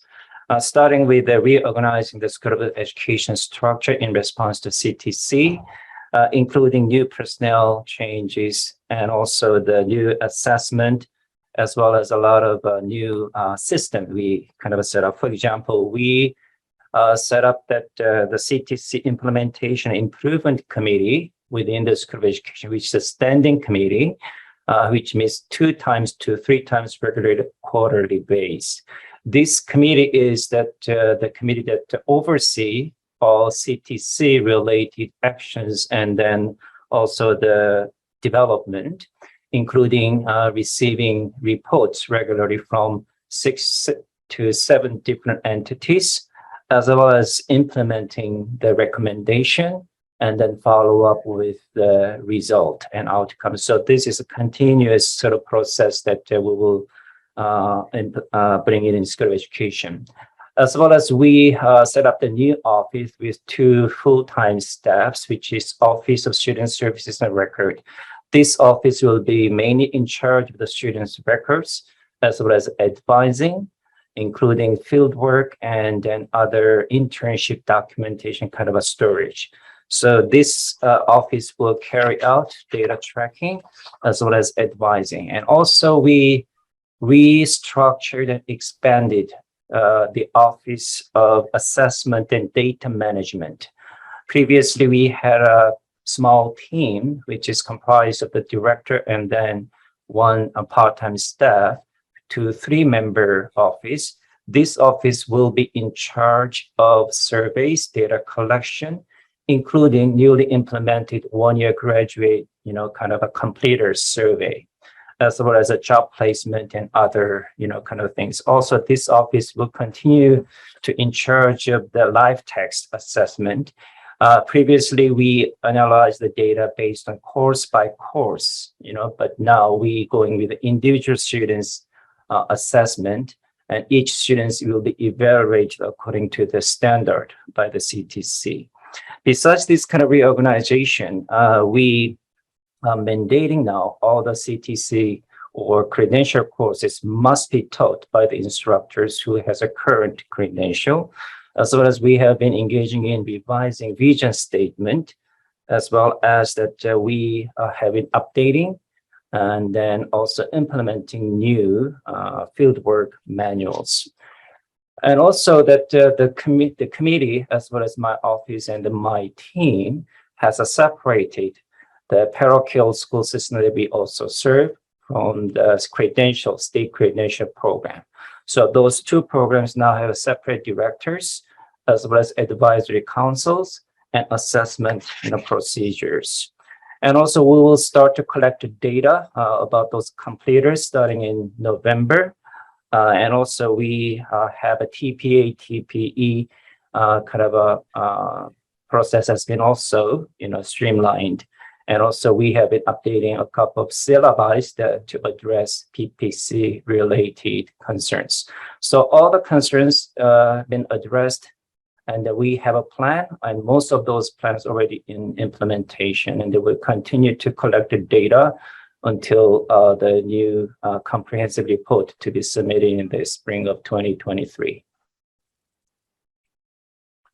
Thank you, Dr. G. Any other member of the institution wish to offer comment? Dr. Hurst, can you comment about the TPA, TPEs?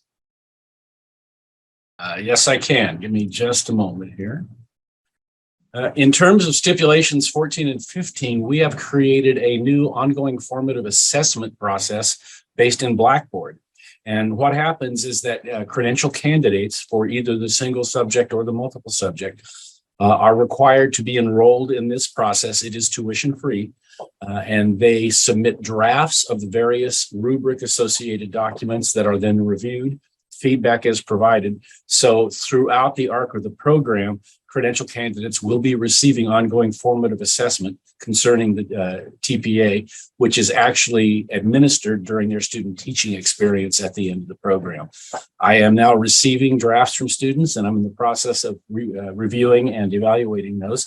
So the system is up and running, and it's in process, and it's happening. So I'm quite pleased with that. All right, thank you, Dr. Hurst. Anyone else wish to offer comment? From All right, the, thank you.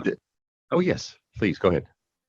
yes, we have taken to heart all the recommendations in regards to single subject and multiple subject in terms of feedback from the advisory committees that have met, as well as making changes to streamline and make more effective the credential process as outlined with the suggestions of what we need to do a little differently. So all of that is in place right now with the changes that were requested.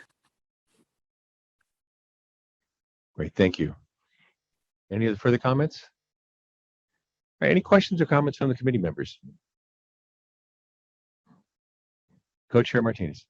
I just wanted to recognize just the amount of work that your team has put into this.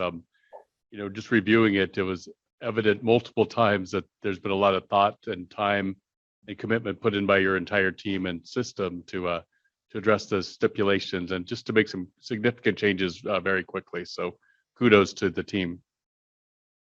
Thank you. Thank you. Any further questions or comments on committee members? Member Hillis.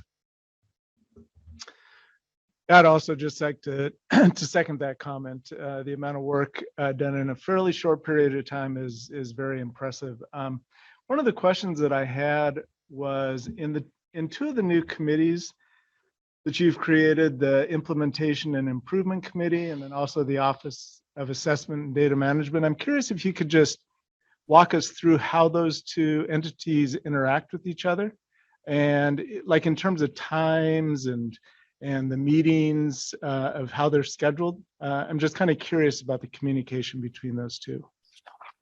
Yeah, the committee, as stated earlier, meets at least 2 times every quarter, and usually at the early part of the quarter and then near the late part of the quarter. Between those two, each, including the Office of Assessment and the Data Management, they collecting the data. So the process is that they make up the report and then submit it to the committee, and then committee reviews. And the next committee meetings, they follow up with any of those implementation have taken place. So the Office of Assessment and Data Management is sort of kind of ongoing. It's a standing office. They keep collecting the data according to their calendar. And then when the committee is called for, they submit the report requested by the committee. Great, thanks. Thank you both. Any other further comments or questions? This is an action item. Is there a motion? And just remember to call everybody's attention to the first page of the report here where the staff recommendations listed for item both 1 and 2. So is there a motion? Motion, Malatayo? I move that the COA remove the following stipulation for La Sierra University, stipulation 16, and that we accept La Sierra University's first quarterly report. Thank you. So moved. Is there a second? Second by Member Crecia. All in favor, please say aye. Aye. All opposed? All right, motion carries. Thank you for your efforts again. Congratulations. Thank you. Thank you. So thank you all for the representatives. Also, thank you, Ms. Biddy, for joining us. Will you be also representing on the next one, or will it just be Jake? Oh, he's flying solo, my man. Okay, all right. We are still we'll come back to 9 later on. We're gonna move to item 11 since we have the individuals here. It's a discussion of third quarterly report for University of Southern California. Consultant Jake Schuler will introduce the item. And joining him today are institutional representatives Kate O'Connor, Assistant Dean, Professional Development, Dr. Marie Dacumos, Program Administrator, Dr. Xiomara Mateo Gaziola, Director of Community Engagement, and Scott Linus, Project Specialist for Data Analysis. That comes next. Does anyone need to recuse themselves? We have 1. I remember Crecia. 2, and member Valtayo.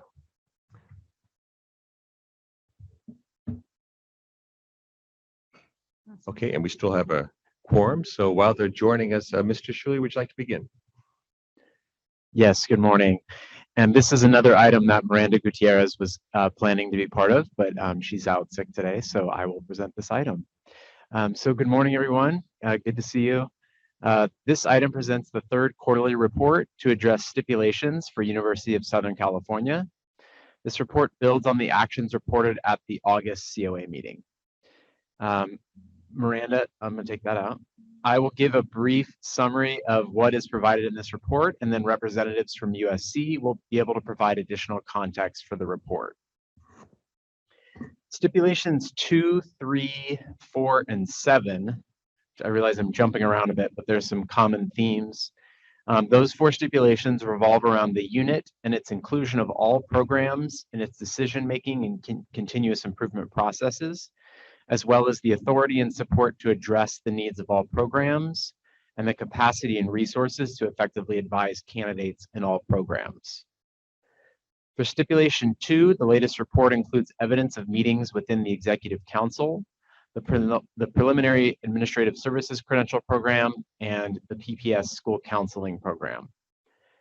Commission staff suggests that the final report, which would be in 3 more months, include evidence of a comprehensive system for all commission-approved programs to be involved in the decision-making at the unit level, and for feedback from candidates and completers in all programs within the unit to be communicated to unit leadership and considered for potential action. For stipulation 3, the latest report indicates collaboration within programs has become more formalized through scheduled meetings as well as common initiatives. It also includes agendas and meetings and minutes from meetings that have occurred. Commission staff suggests that the final report include evidence of unit leadership having the authority and support to address needs of all programs, and include evidence of formal collaboration with the School of Social Work. For stipulation 4, the latest report includes staffing updates and roles within the Accreditation and Credential Office and details on the leadership transition within the School of Social Work. Commission staff suggests that the final report include a description of how the unit monitors the credentialing office to ensure resources and capacity remain in place to effectively advise candidates of credential requirements and efficiently complete the credentialing process for all candidates. Also a suggestion that the next report include an update on the coordination between the School of Education and the School of Social Work. For stipulation 7, the latest report includes evidence of continuous improvement efforts within some programs. For the final report, Commission staff is suggesting including information about how collectively each program is systematically included in the unit's continuous improvement and assessment processes. Okay, for stipulation 5, USC's latest report discusses the dean's charge of incorporating specific program tasks to further goals around recruiting and supporting students from diverse populations. The evidence provided places a heavy emphasis on the school counseling program. In the final report, Commission staff suggests USC provide a comprehensive response to the stipulation so the COA can better understand how each of the actions taken are part of a cohesive plan. Just so you're aware as well, we've already set up a follow-up meeting with the leadership team at USC to make sure that we're going through all of these suggestions, because there's quite a few just as they relate to each stipulation. So we already have a follow-up meeting planned with them in 2 weeks to go through each of these to make sure that both sides are prepared for the next report. For stipulation 6, the latest report includes relevant information about new credentialing staff. And in the final report, staff suggests more details on the roles that these staff play in guiding each candidate's attainment of program requirements. All right, this is where I would turn it over to Miranda for the second half. I will continue here. These are stipulations specific to the Preliminary Administrative Services Program. So stipulation 8A is around ensuring education partners have input and decision-making authority within the program. And USC has provided additional evidence that the advisory board continues to meet and include partners. And there's evidence that faculty meets for discussion of programmatic changes. 8B is about ensuring candidates have experiences in diverse school settings. The report provides demographic data about fieldwork sites and indicates that the program administrator reviews the data to ensure candidates have diverse experiences. 8C relates to a process for candidates to evaluate their field experience and supports. This current report includes how the data will be collected and how it will be used. And commission staff is suggesting that the next report include how the data will be used to evaluate the field experience and supports. 8D is about ensuring candidates receive feedback. This report provides when candidates receive feedback and a process for identifying candidates who may be at risk of not meeting all requirements. Candidates are monitored weekly and receive feedback aligned to their performance. Okay, I will stop there and turn it over to the USC representatives joining us today to share more about the actions that they've taken. Thank you. Thank you, Mr. Schuler. So representatives, feel free to speak. Good morning. Thank you, Jake, for the summary of the third quarterly report from the University of Southern California. My name is Scott Linus. I'm a data analyst with the Office of Accreditation and Credentialing. I've been at Russier School of Education since August 2013. Before that time, I was a researcher in Alzheimer's disease in the School of Medicine, also at the University of Southern California. At Russier, I do both quantitative and qualitative data analysis, statistics, survey setup, implementation and analysis, and report generation, including data visualization. Any of the programs at Russier School of Education are free to come to our office for their data analysis needs. Recently, I've been working with SLAPASC, MAT, and school counseling, and they've all been working very hard and generating rich data for program improvement purposes. As an example is with school counseling, they just recently sent out a survey to 300 and there were 347 responders. So they were the supervisors of the school counseling candidates.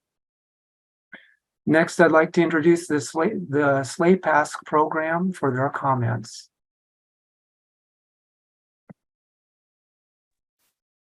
Thank you, Scott. I'll take it from there. I'm Marie DeCumas, and I'm the new program administrator for our SLAPASC program.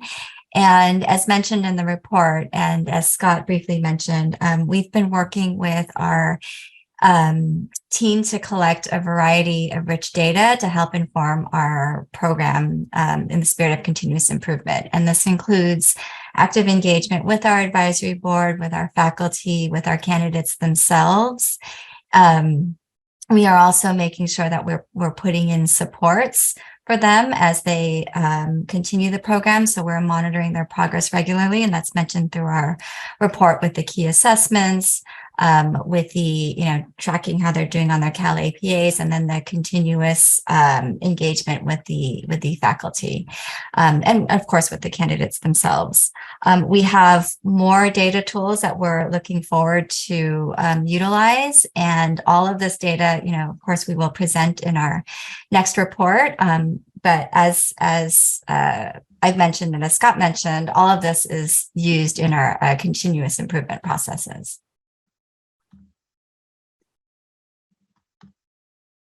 Great, thank you both. Any other comments from the institution? All right, seeing none. Any questions? Oh, I'm sorry. Do we have one more? No, simply said thank you for having us. Oh, absolutely. You're welcome. Any questions or comments from committee members? All right, seeing none, this is an action item. And again, I call your attention to the staff recommendation when making your motion. Is there a motion? Member Forrest. I move we accept the third quarterly report of the University of Southern California. All right, so moved. Is there a second? Second by Member Hallis. All in favor, please say aye. All opposed? All right, motion carries. Thank you again for your work on the third quarterly report. We look forward to reading the next one. And thank you, Mr. Schuler, as well. All right, thank you. I'm going to propose we take a 5-minute break, and then we'll come back and take up item 12. So 5 minutes, please.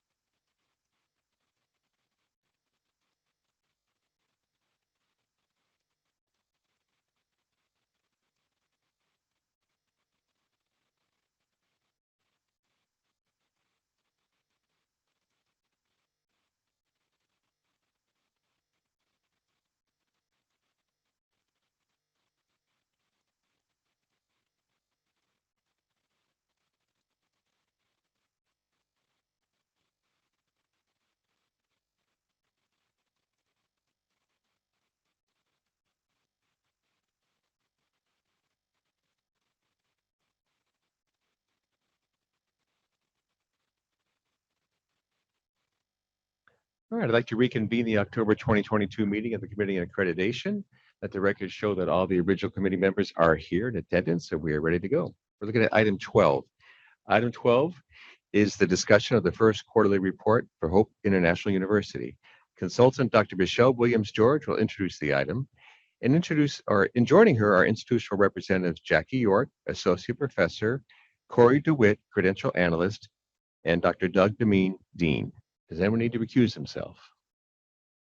I've seen none. Dr. Williams-George, you please begin.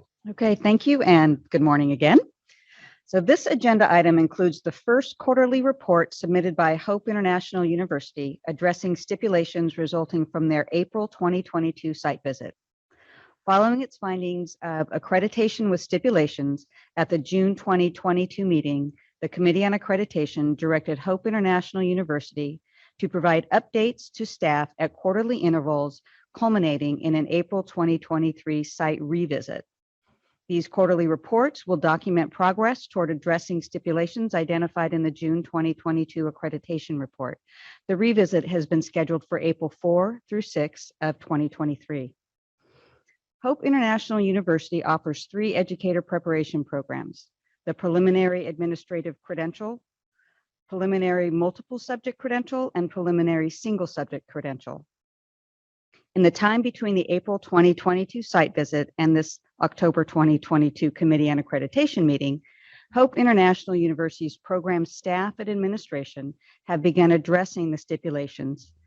Based on that work, this report contains both the actions which have already been taken and those which are planned for the future in order to address each of the stipulations. The table provided in the agenda item on pages 3 through 11 is a summary of those actions. The full report can be found on the institution's website, which is linked on page 2 of the agenda item. It is staff's recommendation that the Committee on Accreditation accept this report from Hope International University and allow the program to continue addressing the stipulations placed upon it by the Committee on Accreditation. Staff will continue to work with the institution through the remainder of the quarterly reports and the April 2023 revisit. All right, thank you, Dr. Williams-George. We now invite institutional representatives to briefly comment about the report.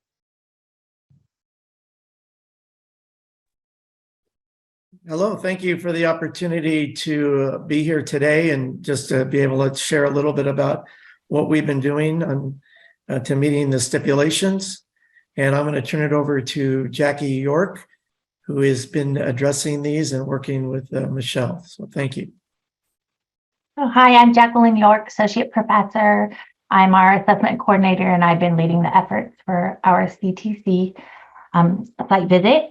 And thank you for the opportunity to document and to share with you the work that we've been doing over Q1 since our site visit.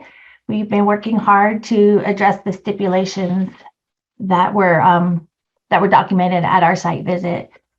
So our university has grown significantly over the last couple of years, and so we've been working hard to put systems in place that allow us to be able to verify and provide evidence that we've been meeting CTC standards, particularly in the areas of Common Standards 3 and the Teaching Credential Program Standard 3. So we've been working hard to put efforts in place so that our candidates are now tracking the 600 hours that we know that they've been completing, but the ability for them to be able to, for us to track it and provide evidence of that, as well as the training that our master teachers have been completing.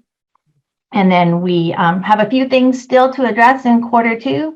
And that includes looking at like the data that we're collecting during clinical practice and finding better ways to disaggregate it and aggregate it.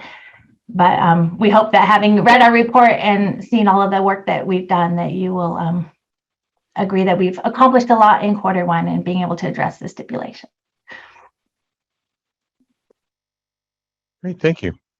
Any other representative wish to offer any comment?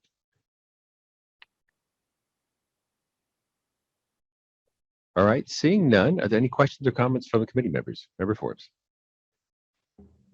Well, first of all, I just wanted to congratulate you on getting off to such a good start with the reporting. I just had a question about the student teaching observation form. And so I'm looking at, I guess it's stipulation A, I think it's on page 4 of the document. So it, when I look at the form, I see, for example, that there's an item that asks for Common Core standards and TPEs. And then there's a yes and a no for the observer to check. And then I see an observation summary. So I was curious, we're called upon as program sponsors to collect data from observations related to the TPEs that can be aggregated and disaggregated. So I was just curious about how you plan to use that TPE data in that way, to be able to aggregate and disaggregate the TPE data from observations. Can you talk a little about that? Absolutely. Very good question. That is a big focus of ours in Q2, as I mentioned, looking at the data that we collect during clinical practice to make sure that we have every opportunity to disaggregate and aggregate. We do use a TPE checklist that our student teachers are using to demonstrate the opportunities that they have to practice and master the TPEs during their clinical practice. And so we use that along with that observation form to document those specific TPEs that they are addressing, during that particular observation. But that is specifically one area on that form that we're looking at making revisions to, so that we have, more key, TPEs and ways that we can better disaggregate it and aggregate it, in addition to that summary, the summary form on the observation report. All right, thank you. I'm partly curious as a program sponsor, myself, because it's something that our supervisors have grappled with over the years, so that it's not sort of reduced to a checklist, but it still gives us information that can be aggregated and disaggregated. So I liked seeing that it was part of a more qualitative kind of evaluation, but I'm thinking through to when you actually need to use this data, show that you're using the data, it might be easier if there were some quantifiable measure. So yes, I mean, that's been exactly our conversations. We do have that quantitative data on our final evaluation and our midpoint evaluation, but we didn't want to sacrifice that qualitative piece as well. And the candidates especially appreciate, having that narrative. And so what we're looking at moving forward is a combination of the two. All right, thank you. Thank you. Any further questions or comments from committee members? Right, this is an action item, and there is a motion, and just again call your attention to page 1 of the report with the staff recommendation. So is there a motion? Member Hillis. I'd like to make a motion that we accept the first quarterly report for Hope International University. Thank you. So moved. Is there a second? Second by Member Forbes. All in favor, please say aye. All opposed? All right, motion carries. Congratulations, and thank you for your work thus far. We look forward to reading the next report. Thank you. Thank you. Absolutely. Thank you. And thank you, Dr. Williams-George. And Dr. Williams-George, you might as well just have a permanent seat right there, because you're up again. This is item 13. It's the discussion of the third quarterly report from Palos Verdes Peninsula Unified School District.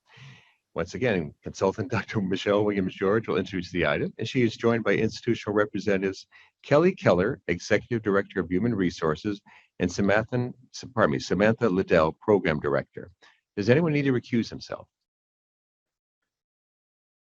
All right, Dr. Williams-George, will you please begin? Thank you. And unfortunately, I think Ms. Keller will not be able to join us. She is apparently in-person negotiations at her district. So hopefully she'll be able to pop in, but it may simply be Ms. Liddell. So agenda item 13 includes the third quarterly report submitted by Palos Verdes Peninsula Unified School District and addresses stipulations resulting from their December 2021 accreditation visit. Following the finding of accreditation with major stipulations at the February 2022 meeting, the Committee on Accreditation directed Palos Verdes Peninsula Unified School District to provide updates to staff at quarterly intervals, culminating in a December 2022 revisit. These quarterly reports document progress made toward addressing stipulations identified in the accreditation report. The first quarterly report was presented to you at the March 2022 meeting, and the second quarterly report was presented at the June 2022 meeting. The revisit will be held on December 6th and 7th of this year. At the December 2021 site visit, Palo Verde Peninsula offered 2 educator preparation programs, a Clear Administrative Services credential, which the district identified as PV Lead, and a teacher induction program for which it is the lead district for the South Bay Teacher Induction Consortium. Unfortunately, a few months prior to that December visit, the director of the Clear Administrative Credential program left the position. The superintendent of the district made the decision to add the responsibility of the administrative program to Ms. Liddell, who was and still is the coordinator of the induction consortium. So you may have noticed that the majority of the stipulations from the site visit are common standards issues, which represent concerns across both programs, addressing, among other things, equity of resources, decision-making, and the quality and consistency of both programs. It was clear at the site visit that the induction program had a more solid foundation than the Clear Administrative Services credential program, and this made sense to the site visit team because of the program being new to Ms. Liddell and actually quite new. Over the course of these past 3 quarters, progress has been made on both programs, but the induction program has consistently received more support because of the consortium for which it is the lead district. So in spite of the progress made in the Clear Administrative Services credential, which is documented in Q1 and Q2, the Palo Verde Peninsula District Superintendent decided to close that program, and you approved that closure in item 7. The teach-out plan for the Clear Administrative Credential program was successfully enacted, and while one candidate chose not to continue, all other candidates are currently in another program. Moving forward, we will continue to address the teacher induction stipulations and the common standard stipulations as they relate to the teacher induction program. The full report for quarters 1, 2, and 3 can be found on the institution's website, which is linked on page 2 of the agenda item. And while this agenda item summarizes the full report and encompasses each quarter's actions, I would like to highlight a few items which demonstrate the progress for the teacher induction program for this quarter. So in Q2, you learned that the advisory committee established a permanent diversity, equity, and inclusion agenda item for their ongoing meetings in order to keep the work of diversifying the educator pool at the forefront of discussions. As a result of that focus on DEI, this quarter, the Teacher Induction Consortium as a whole, not just an individual district, but all of the districts, saw a 10% increase in the diversity of their participating teachers. Also this quarter, the district solidified and codified a comprehensive continuous improvement program for which a graphic is linked on page 6. So this plan includes data from 8 different sources. This plan began with this academic year, and that graphic is linked on page 7, I think. So because of the timing of Q3, it largely included the summer months where candidates and mentors are not engaged in their induction work. There is little data for the continuous improvement plan and other policies and procedures updated or created in Q3. So we anticipate seeing implementation results at the December revisit. It is staff's recommendation that the Committee on Accreditation accept this report from Palo Verde Peninsula Unified School District. Staff will continue to work with the institution through the upcoming revisit. Thank you for your attention to this item. Thank you, Dr. Williams-George.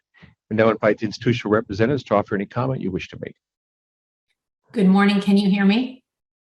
We can. Okay.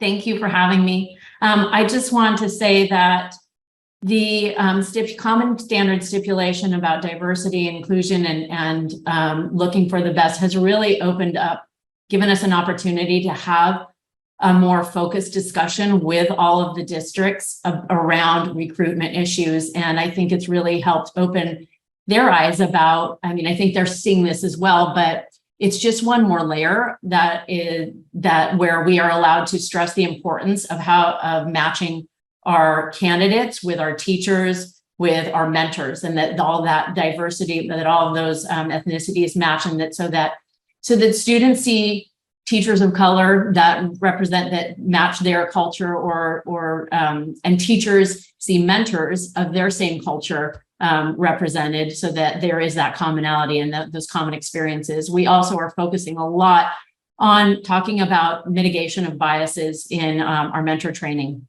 The other thing I would like to share with you is that one thing that you can be certain, I think when you ask any candidate in our program, as you will see in the upcoming December site revisit, that one thing that kind of our motto is that things will always change.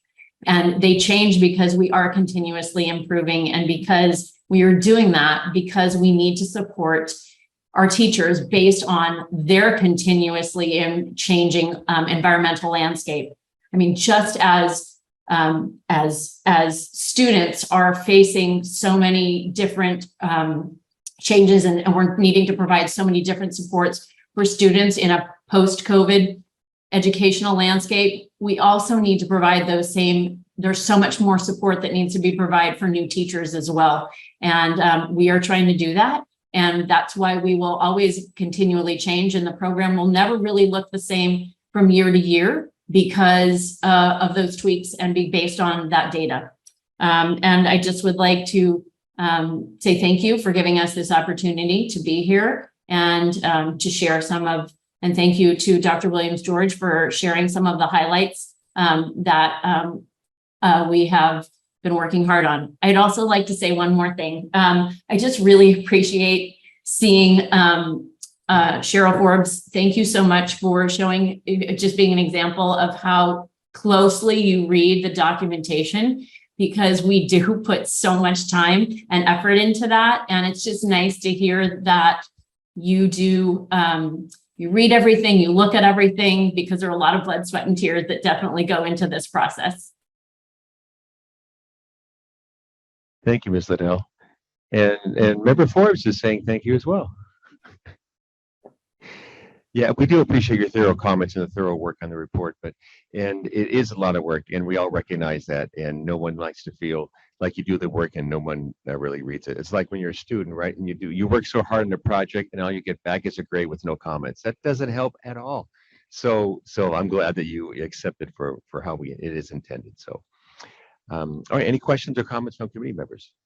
Member Forbes. Well, in addition to thanking you again for that recognition, it was just wonderful to see the data comparing the ethnicity of the incoming candidates, especially where, you know, these are not candidates that you're necessarily able to go out and recruit the same way that you would for an undergraduate teacher education program. So could you just give us some, maybe a thought about what you think the secret sauce was, like what really helped the most, you know, to produce this result in such a short amount of time? Well, I think the part of it is that we have been talking about it since accreditation, prior to the accreditation visit. And I think it's become more real, honestly, with the stipulation that gives gives the program leverage to actually enact what is in paper, if you will, right? What is considered what is considered a standard. Now it's real. And because it is now a topic of conversation at every one of our advisory meetings, districts individually within the consortium are they have their own plans, right, that they are using to recruit. So it's a collective effort, but it's also a separate effort within the consortium.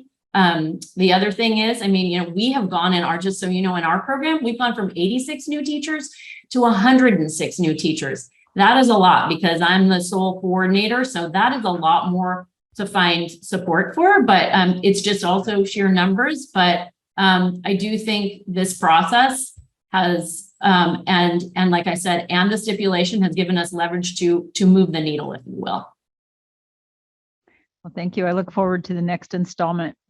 And if I might add, one of the things that Samantha did is she literally went to each district and spoke individually with the people at that district. So I think those personal relationships was helpful. It's a huge effort that obviously paid off. Yeah. Co-Chair Martinez. First of all, I just want to say congratulations for all the hard work. One thing I look closely at is Common Standard for the continuous improvement process. And what I see is that, and I think I was just spoken to about your work with each district, you've created a much stronger system. And sometimes as a consortium, it's very hard to put all those pieces together and create a coherent system. And so just kudos to you. I really appreciate just the detail and the depth, and the graphic organizer is really clear across different elements and stages of your process. Can you tell me from that, what do you think has been kind of I'll say the most positive outcomes from that process, especially related to Common Standard 4? Well, I think we have really we've really kind of fine-tuned a process, a systematized process. First of all, and I'd like to backtrack. Thank you for recognizing the difficulties of being within a consortium and how that is very different, right, from an IHE or from a single program. So thank you for recognizing that.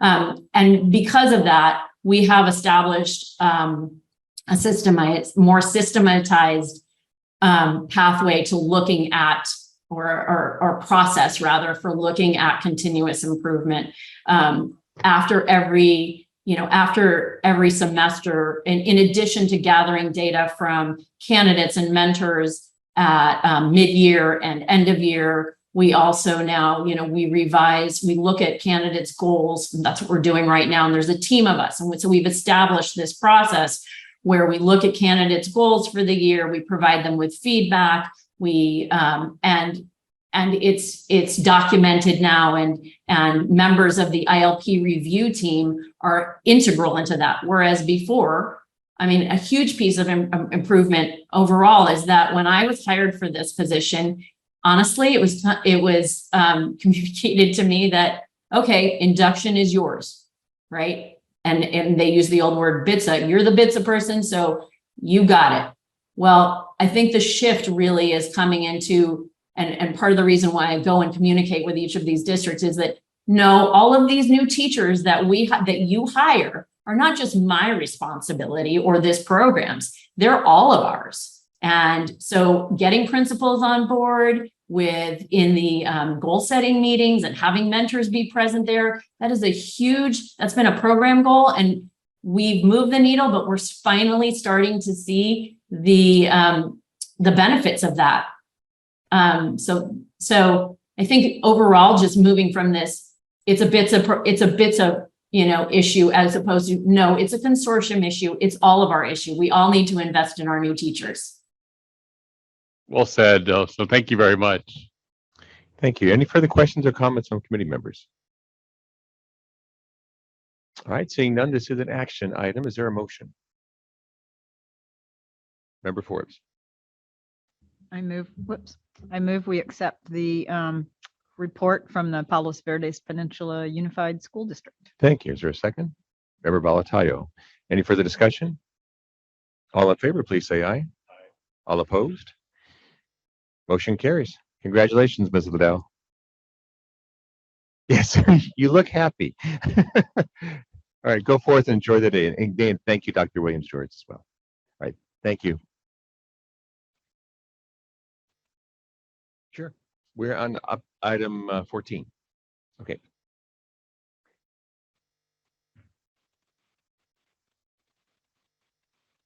And yeah, Ms. Hickey has a comment to offer.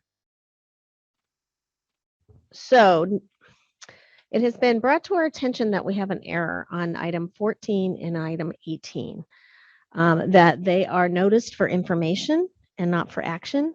They should have been noticed for action. It would be a Bagley-Keene violation if we were to take action today.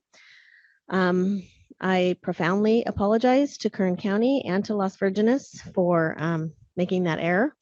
And so what I propose is that you go through the discussion as if you were going to take action, and we can put it on a consent calendar for you at the January meeting, so you won't need to discuss it again. You'll just approve it at that time.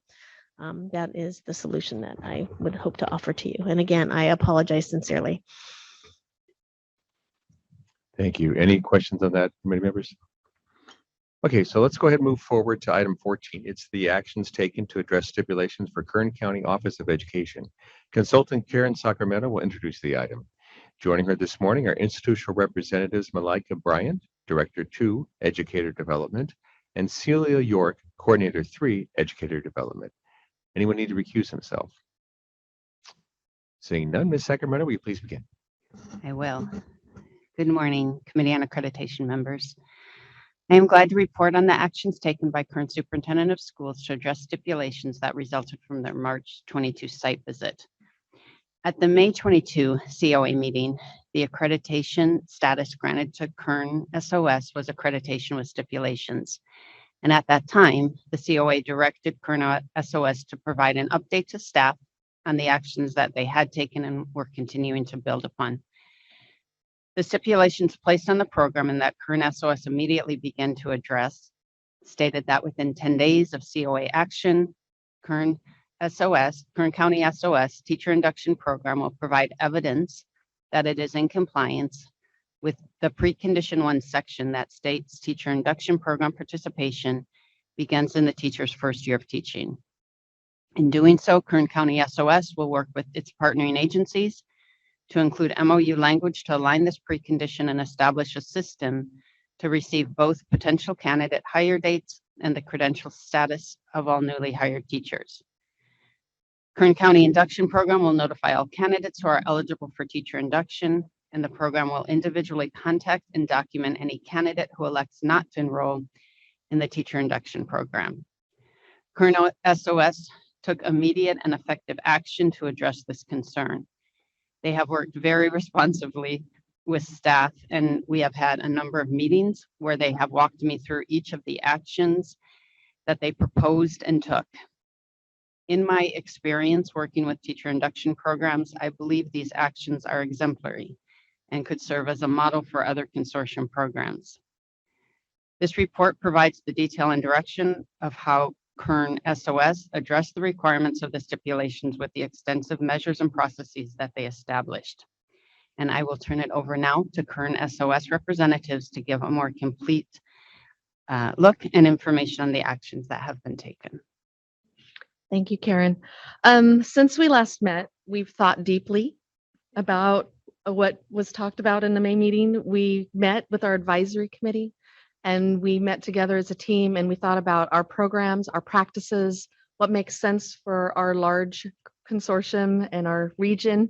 And then we developed a process that we felt would be impactful and that we felt would, we really tried to think about where we could reduce barriers so that we could get the information to serve our participants in the best way possible.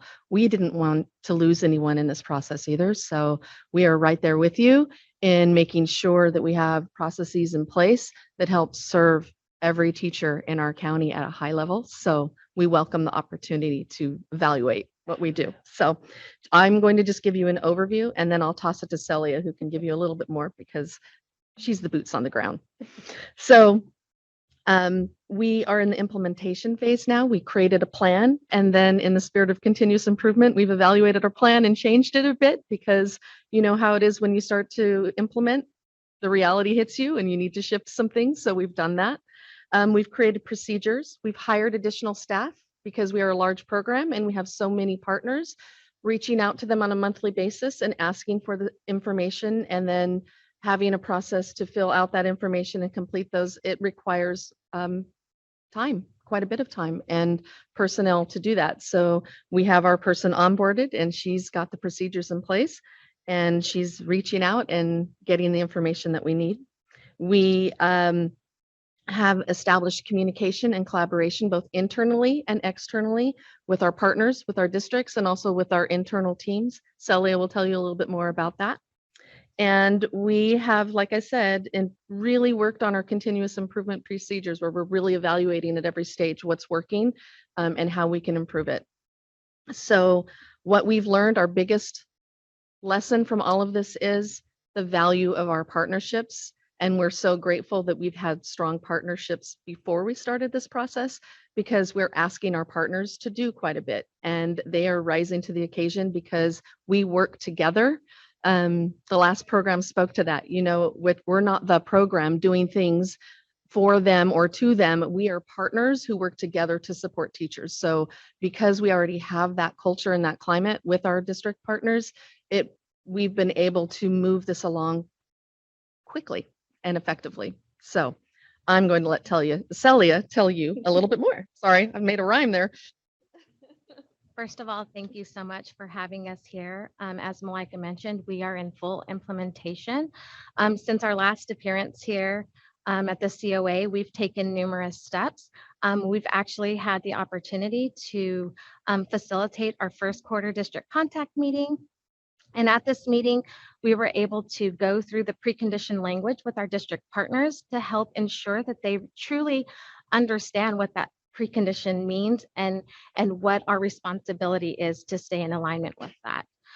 We've also reviewed our enrollment and our new hire data expectations and what the purpose of that is. As I mentioned, we're fully implementing our new hire data collection process, and it's really allowed us an opportunity to triangulate our data to ensure that we are not missing anyone, because as Malika mentioned, like, we truly believe that this is an important program for our candidates, and it really helps to retain these teachers in our profession.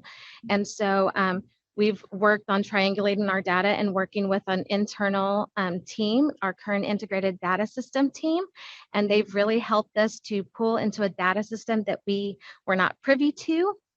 Although there are restrictions with what we can access, they've really kind of helped us overcome some of the barriers.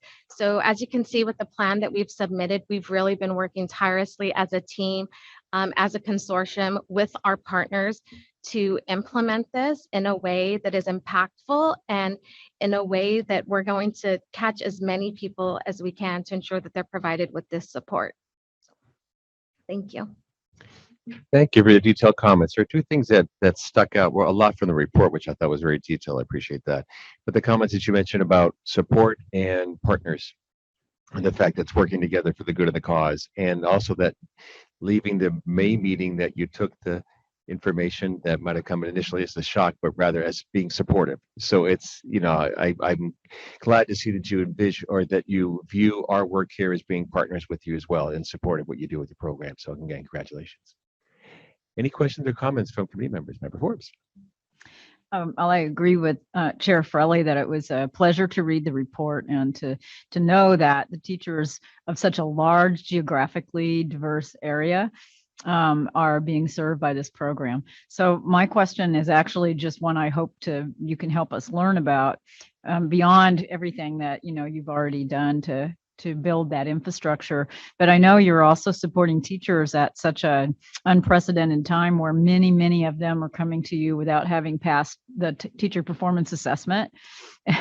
And so what have you learned that might help the rest of us understand how to support these folks? And anyway.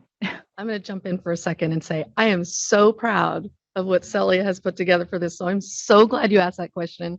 And we didn't even ask for anybody to ask that question. So thank you. So go ahead, Celia. Well, it's very interesting that you asked that question because we are a large consortium and we actually have over 250 executive order candidates.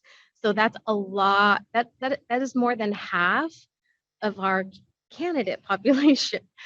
So we really, again, we're all about partnerships in our office. And so we partner very closely also with our IHEs. And so we've really tapped into them and contracted with the experts in the field, because we know that we can't be experts in everything. And so we've set up professional learning opportunities for not just our candidates, but also our mentors. We recognize that this is also a different landscape for our mentors, right? They're not experts in that either. Many of them have never even taken, they never had to satisfy the TPA and or RECA. So how do you support somebody when you don't have that experience? And so we've partnered with the experts in our area. Because of our strong partnerships, we've been able to do that. And so we've partnered with them, and we're providing professional learning opportunities. We're continuing to provide office hours where they can just kind of drop in and reach out to us for, you know, that just-in-time support. And so I go back to these partnerships, these strong networks and partnerships that we've built with everyone within our community. So thank you. She's also created a newsletter that they can go to very easily and access links and know where they can go to access information. So it's kind of like a hub that they can access without having to try to figure out what the next step is. And we find that really reduces anxiety when someone has a lot to do and they're not sure where to start. We really try to make information as clear and easy to access as possible so that we can reduce some of that anxiety as well. Well, thank you for that, because you're doing already such a great job culturally and pedagogically to support the candidates to help retain teachers. It's one thing to prepare them. It's a whole other thing to retain them, but we don't want the regulatory, TPA to become a barrier to keeping the folks in the profession. So thanks for that. And another piece with that is we communicate with districts on the progress on the TPAs of our candidates to ensure that we're all on the same page and they know where they are, and we communicate all the way through so that no one falls through the cracks. Great detail. Thank you. Any other committee member have any question or comment? Okay, this is a consent item. So what we're going to do is any further discussion, this is the opportunity to do so. What we'll do is we'll move this to the January meeting, put it as a consent item, meaning that there'll be no further discussion, but we'll put it up for the vote in January. Okay, so again, There are no concerns at the moment that I hear. okay, Is that correct? Correct. Okay. That's what I'm just trying to Want to find be out. clear. Yeah. All right. So having done that, thank you, Ms. Bryan, Ms. York, and Ms. Sacramento for your presentation and your excellent work. Thank you. So we'll take that up for a vote then in January. Thank you. I was going to say, yeah. All right. We're going to do I'm sorry, Member Morrison. Can I just have a clarifying question? That's something that came out of that. Sure. So I'm just getting this straight in my head. So there were people who, because of the pandemic, they weren't able to do the TPAs. Right. But now they're in an induction program, but they're still required to go back and do the TPAs, Yes. even though they're being assessed as teachers. Yes. Yes. Yes. They were able to Right. defer. They were able to defer the TPA to the clear credential. Right. But The induction program. isn't the program that they're going through induction, isn't that more than equivalent to what the TPAs were? Well, I guess I probably wouldn't be the one to answer that question, right? Perhaps our commission liaison. Question to the commissioner. Yeah, that's where that one would go. Yeah. While I can't actually answer that on behalf of the commission totally, I can answer. I can give you a personal opinion where I say that I wholeheartedly agree with you. However, as it stands, and with the legislation and what we've discussed at the table here at the CTC, that isn't the policy at the moment. Right. So Exactly. we have to just go with that. And then that is something I believe that is going to be coming up at the December meeting. Members of the public plan to, especially from our one of our larger lobbying groups for which I'm a member, CTA, might come to the table and address the issue. So I'm just saying that. Yeah, right now the statute, so the governor, during COVID, the governor put executive orders. That's why we call it the executive orders, kind of short. And then it was followed up with statute language. So candidates have to complete the TPA within their 5 years, particularly in their first 2 years with induction, but they get 5 years not on that preliminary. So before the clear. Yeah, because I think another concern to me is I know some that are not finishing during induction, and it's going to, be even worse. Or I suspect that they may just not continue teaching. That's Right, the scary part. And then they won't have any support. That's exactly what we're worried about. And the good news right now is the state has supported the examination fees for candidates. So candidates hopefully are taking advantage of that, not having to pay for exam fees this year. And hopefully for next year. We don't know for sure about that, but that's the thinking. And that has expired, by the way. So the candidates still now have to free fee. Yeah, the free fees expired, right? Yeah. Okay. All right, let's move on then. Item 15. Item 15 is the actions to taken to address stipulations for Santa Barbara Unified School District. Consultant Dr. Sarah Solari Colombini will introduce the item. Joining her is institutional representative Roxana Stern, teacher induction coordinator. Does anyone need to recuse himself? Seeing none, Ms. Solari Colombini, will you please begin? Certainly, thank you. Okay, so good morning. This is the final quarterly report for the Santa Barbara Unified School District. It was just over a year ago on October 4th through the 6th that Santa Barbara Unified had a provisional site visit. The results from that site visit were brought to the COA in February of this year. At that meeting, the COA took action to grant the institution the status of accreditation with stipulations and directed the institution to provide quarterly reports updating the COA on the status of addressing the stipulations. Since that time, Roxana Stern, the coordinator of the teacher induction program at Santa Barbara Unified School District, delivered the first quarterly report at the March 2022 COA meeting, the second quarterly report at the May 2022 COA meeting, and then the third quarterly report at the August meeting. And here we have the final report presentation. Staff has conducted a review of all of the evidence that Santa Barbara has submitted to address the stipulations and has made recommendations on the basis of the evidence that was submitted.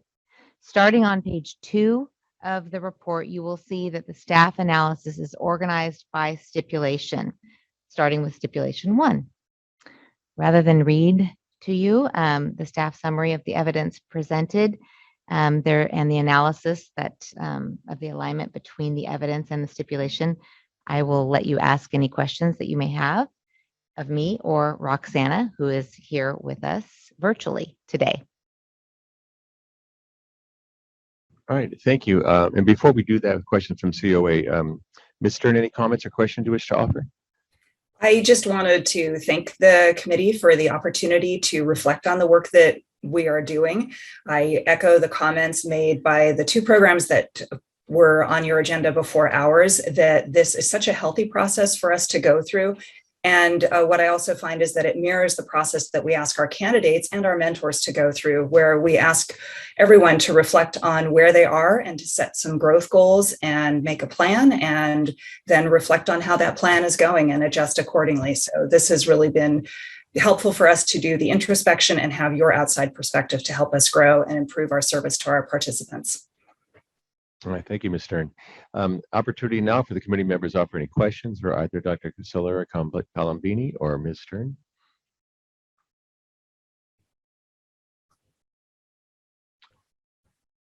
I'll go ahead and ask or make a comment. I remember when you initially had your findings, and one thing I've appreciated about Santa Barbara Unified is you've always approached this as a improvement process, and we're always very positive about the actions you needed to take. And so, as you enter this final piece and in the culminating activity, if you will, what would you say are your key learnings as a district, or what it's done for your program and for your candidates? I think it has process? helped. Thank you. That's a great question. I think it has helped strengthen the partnerships that we have within our district, for example, with our Education Services Division, our partnerships with our schools that we serve in our district, and also understanding our relationship with the Committee on Teacher Credentialing, much like a partnership with WASC, that it's an interactive process that is always ongoing. I certainly don't see this as a culminating activity, but rather as a springboard to the next phase of this, which is serving our candidates and continuing to reflect and thinking about what we'll share with you in a couple of years. Thank you. Appreciate that. Thank you. And we do look forward to hearing that in a couple of years because a lot of kudos to you. Thank you. Any other comments or questions? I see none. This is an action item. Is there a motion? Member Balatayo. I move that we accept this report from Santa Barbara Unified School District and grant the status of accreditation. Thank you. Is there a second? Second by Member Hillis. Any further discussion? All in favor, please say aye. All opposed? All right, motion carries unanimously. Congratulations, Ms. Stern. Thank you. Thank you for your continued efforts. Thank you, Dr. Calabini. Appreciate it. Thank you. We are ahead of schedule a little bit right now. Do we have everybody present for item 16?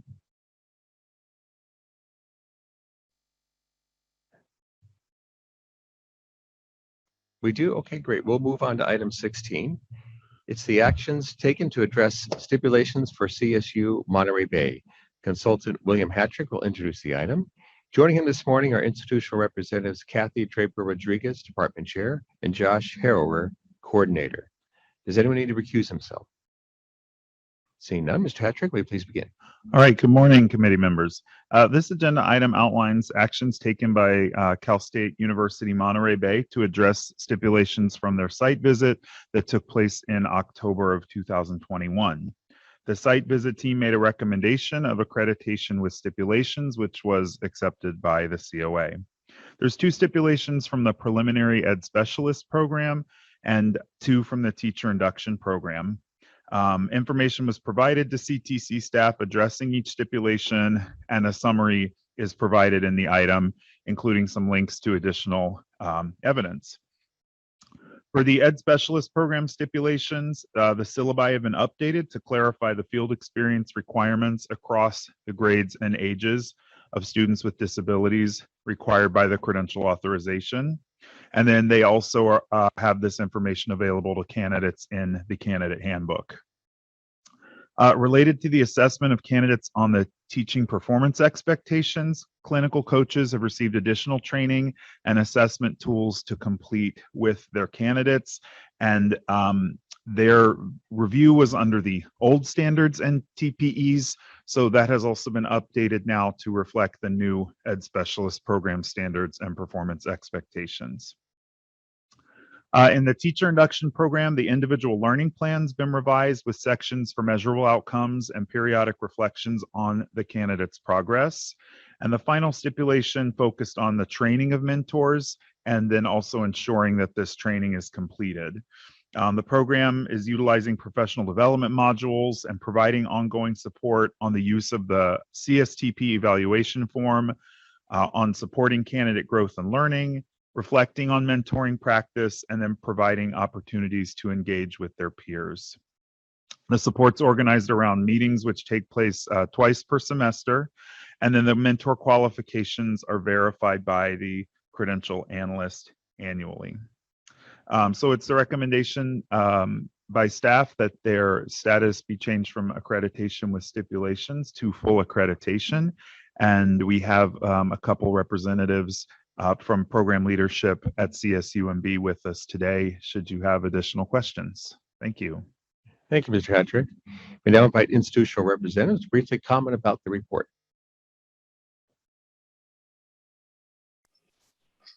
Well, thank you so much. Just really appreciate the opportunity to share about our commitment to our candidates. We're committed to providing our preliminary candidates with a full range of experiences and ensuring that our supervisors are assessing candidates and providing feedback relative to the TPEs, and for our induction programs, ensuring that our candidates have opportunities to reflect on their growth and their progress with their mentor teachers, and ensuring that their mentor teachers are fully qualified. And so appreciate the opportunity to make these commitments to our candidates explicit throughout all of our program materials and advising forms and supports for our clinical coaches. So just again, thanks for that opportunity. Thank you, Mr. Harrower. Ms. Rodriguez, any comment you wish to offer?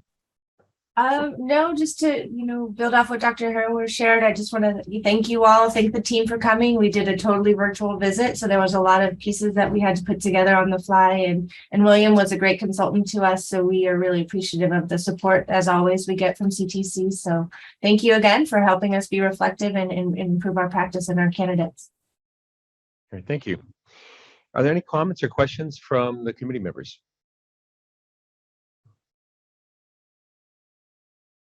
Okay, seeing none, decision action item. Is there a motion? Member Taylor. I move that we accept the recommendation and remove the stipulations for accreditation from CSU Monterey Bay.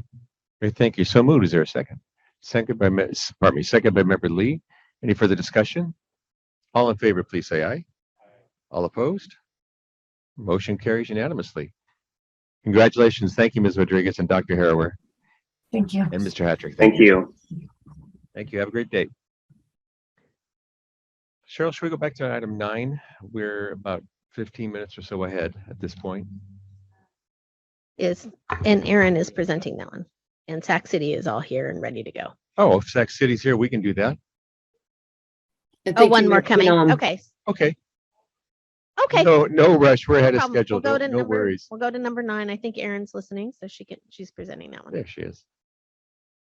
So item 9 is the discussion of institutions not in compliance with accreditation timelines. Administrator Erin Sullivan will introduce the item. Ms. Sullivan, will you please begin? Yeah, actually, this will be very quick. I sort of mentioned it in my staff update, so thank you so much, Chair Fraley. At this time, there are no institutions that are not in compliance. We had program review submissions were due on October 17th, and we had a couple of institutions ask for an extension, which we granted, but nobody was late that was not planned for. All right. Short and sweet. Thank you. And you might notice in the agenda sort of as an action/info item for an option for us, but really is an information only item. So we'll accept it as that. Thanks, Ms. Sullivan. Yeah. Go ahead. I'm sorry. Yes. No, we left it at that because of the timing of posting of this and potentially in the timing of when program review submissions were coming in. We wanted to make it action information in case action was needed. Sure. But you're right. There is no action needed. Yeah, but the option was there. Thanks for doing that. Okay. Well, that concludes that. We're going to go back to item 17. Are we still waiting on one? I have a question. Sure, absolutely. And it may distract from waiting for other folks. There you go. I got a couple just Sure. procedurally about the process of accreditation. And excuse my ignorance, I've read everything, but I don't remember seeing something specific about this. So the DEI requirements that are in place here in the process of achieving accreditation, is that process for candidates? I'm talking about teacher candidates or candidates who are seeking a credential. Does MTSS and differentiated instruction PDs and trainings like that cover that DEI, or is there specific something that's recommended to programs? Because I've not seen that in any of the stuff on the agenda, and I've been searching. With the last particular presentation that we saw from Santa Barbara, I also wondered if in the process of helping them understand what the stipulations were, did they see that recursive part of if you don't give candidates, for example, a recourse to appeal, right? A process that could be excluding lots of people of color from entering the workforce, because we've seen on the CTC, as we look at data statistics, we see that especially Black females are failing the assessments at astronomical rates, and then they're just kind of dropping off the map.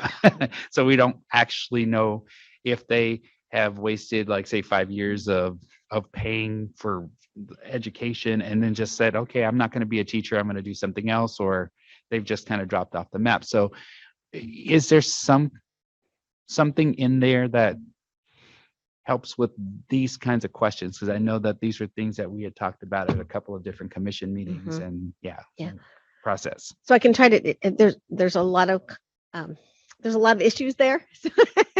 So the standards are the foundation and the base of what we do all of the review around. And we keep coming back to the standards, coming back to the language of the standards. So the review teams have to look to see what they're seeing at an institution in terms of evidence, in terms of interviews, in terms of data.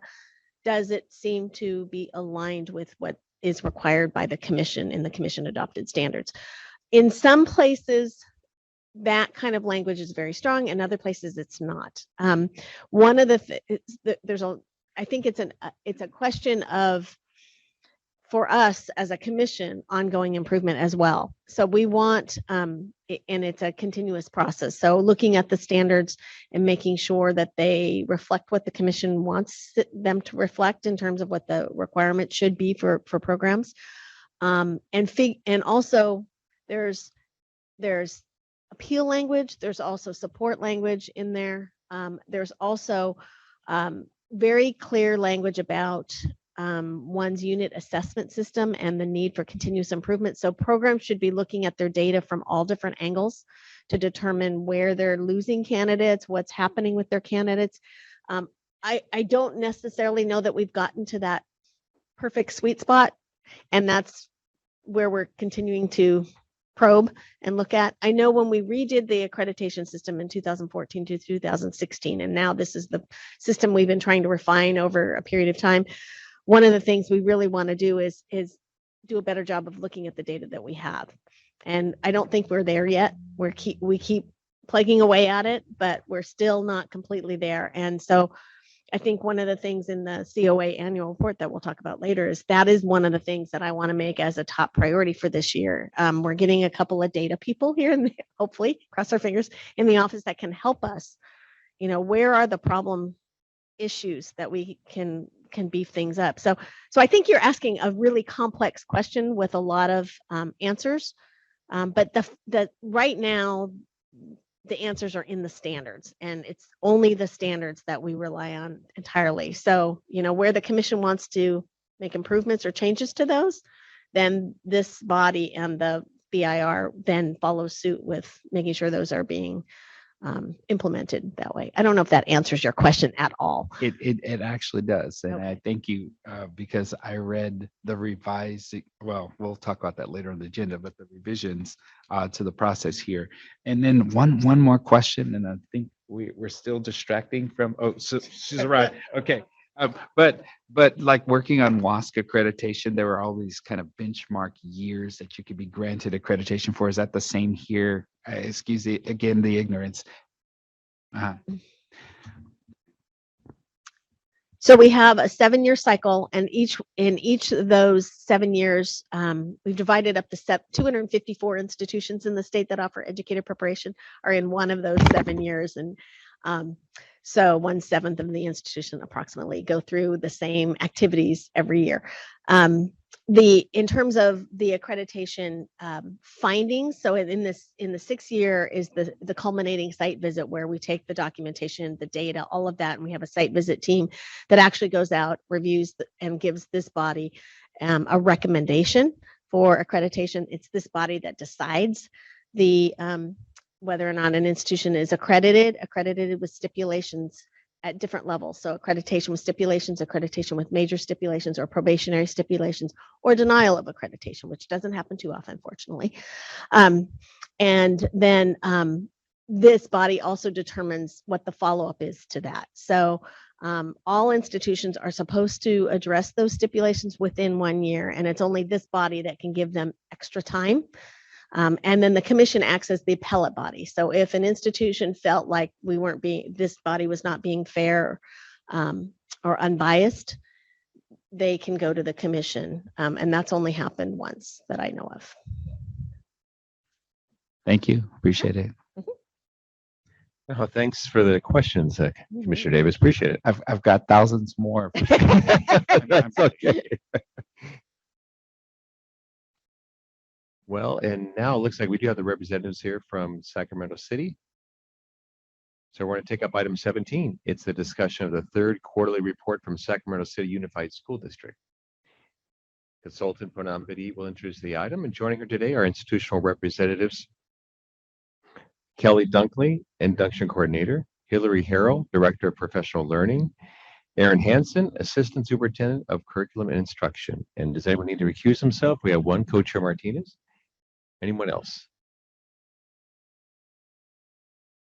All right, seeing none others, Ms. Bedi, will you please begin? Yes, good morning, committee members. Good to see you all again. Item 17 presents Sacramento City Unified School District's third quarterly report. Sac City Unified operates a teacher induction program. They hosted a site visit a year ago, and their accreditation site visit report was presented to the COA at its February meeting earlier this year. At that meeting, the COA took action to grant their accreditation status of accreditation with major stipulations. The 9 stipulations that Sac City is required to address through these quarterly reports are listed across pages 1 to 2 of the item. The last stipulation, stipulation number 9, requires Sac City to provide quarterly reports. I would like to note that in the recommendation, staff is asking that part of stipulation number 9, the part that's specific to the need to address teacher induction program preconditions 2 and 5, be removed. I would now like to turn this presentation over to the Sac City representatives, Aaron, Hillary, and Kelly, to talk more about the district's progress in addressing these stipulations.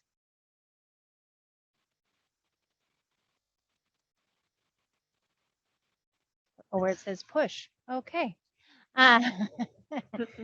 Really complicated. Good morning, everyone. I'm Hillary Harrell, and I'm the new director in our department who is working with induction. And so I'm very excited to be here today, and I thank you for your time.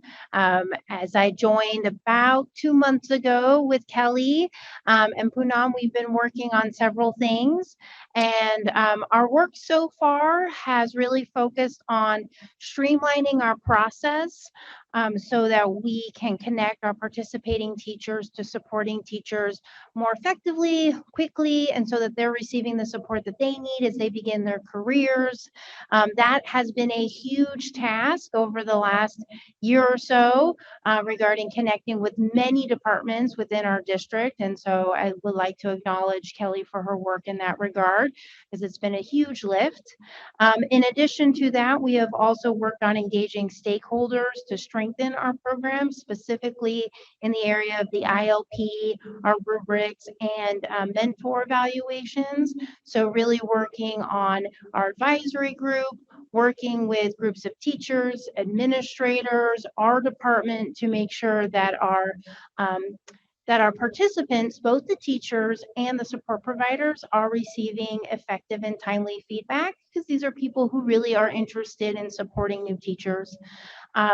But it's a difficult thing supporting new teachers, so they do need feedback. And so that's been something that we've worked on in the past and are continuing to work on.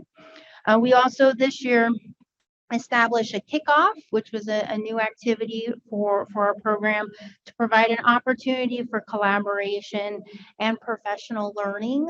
And that has gotten very positive feedback from both participating and supporting teachers in terms of having a time for us all to meet together and make sure that we have the logistics of the system down so that we can really start to focus on the meat of the matter and focus on the professional development.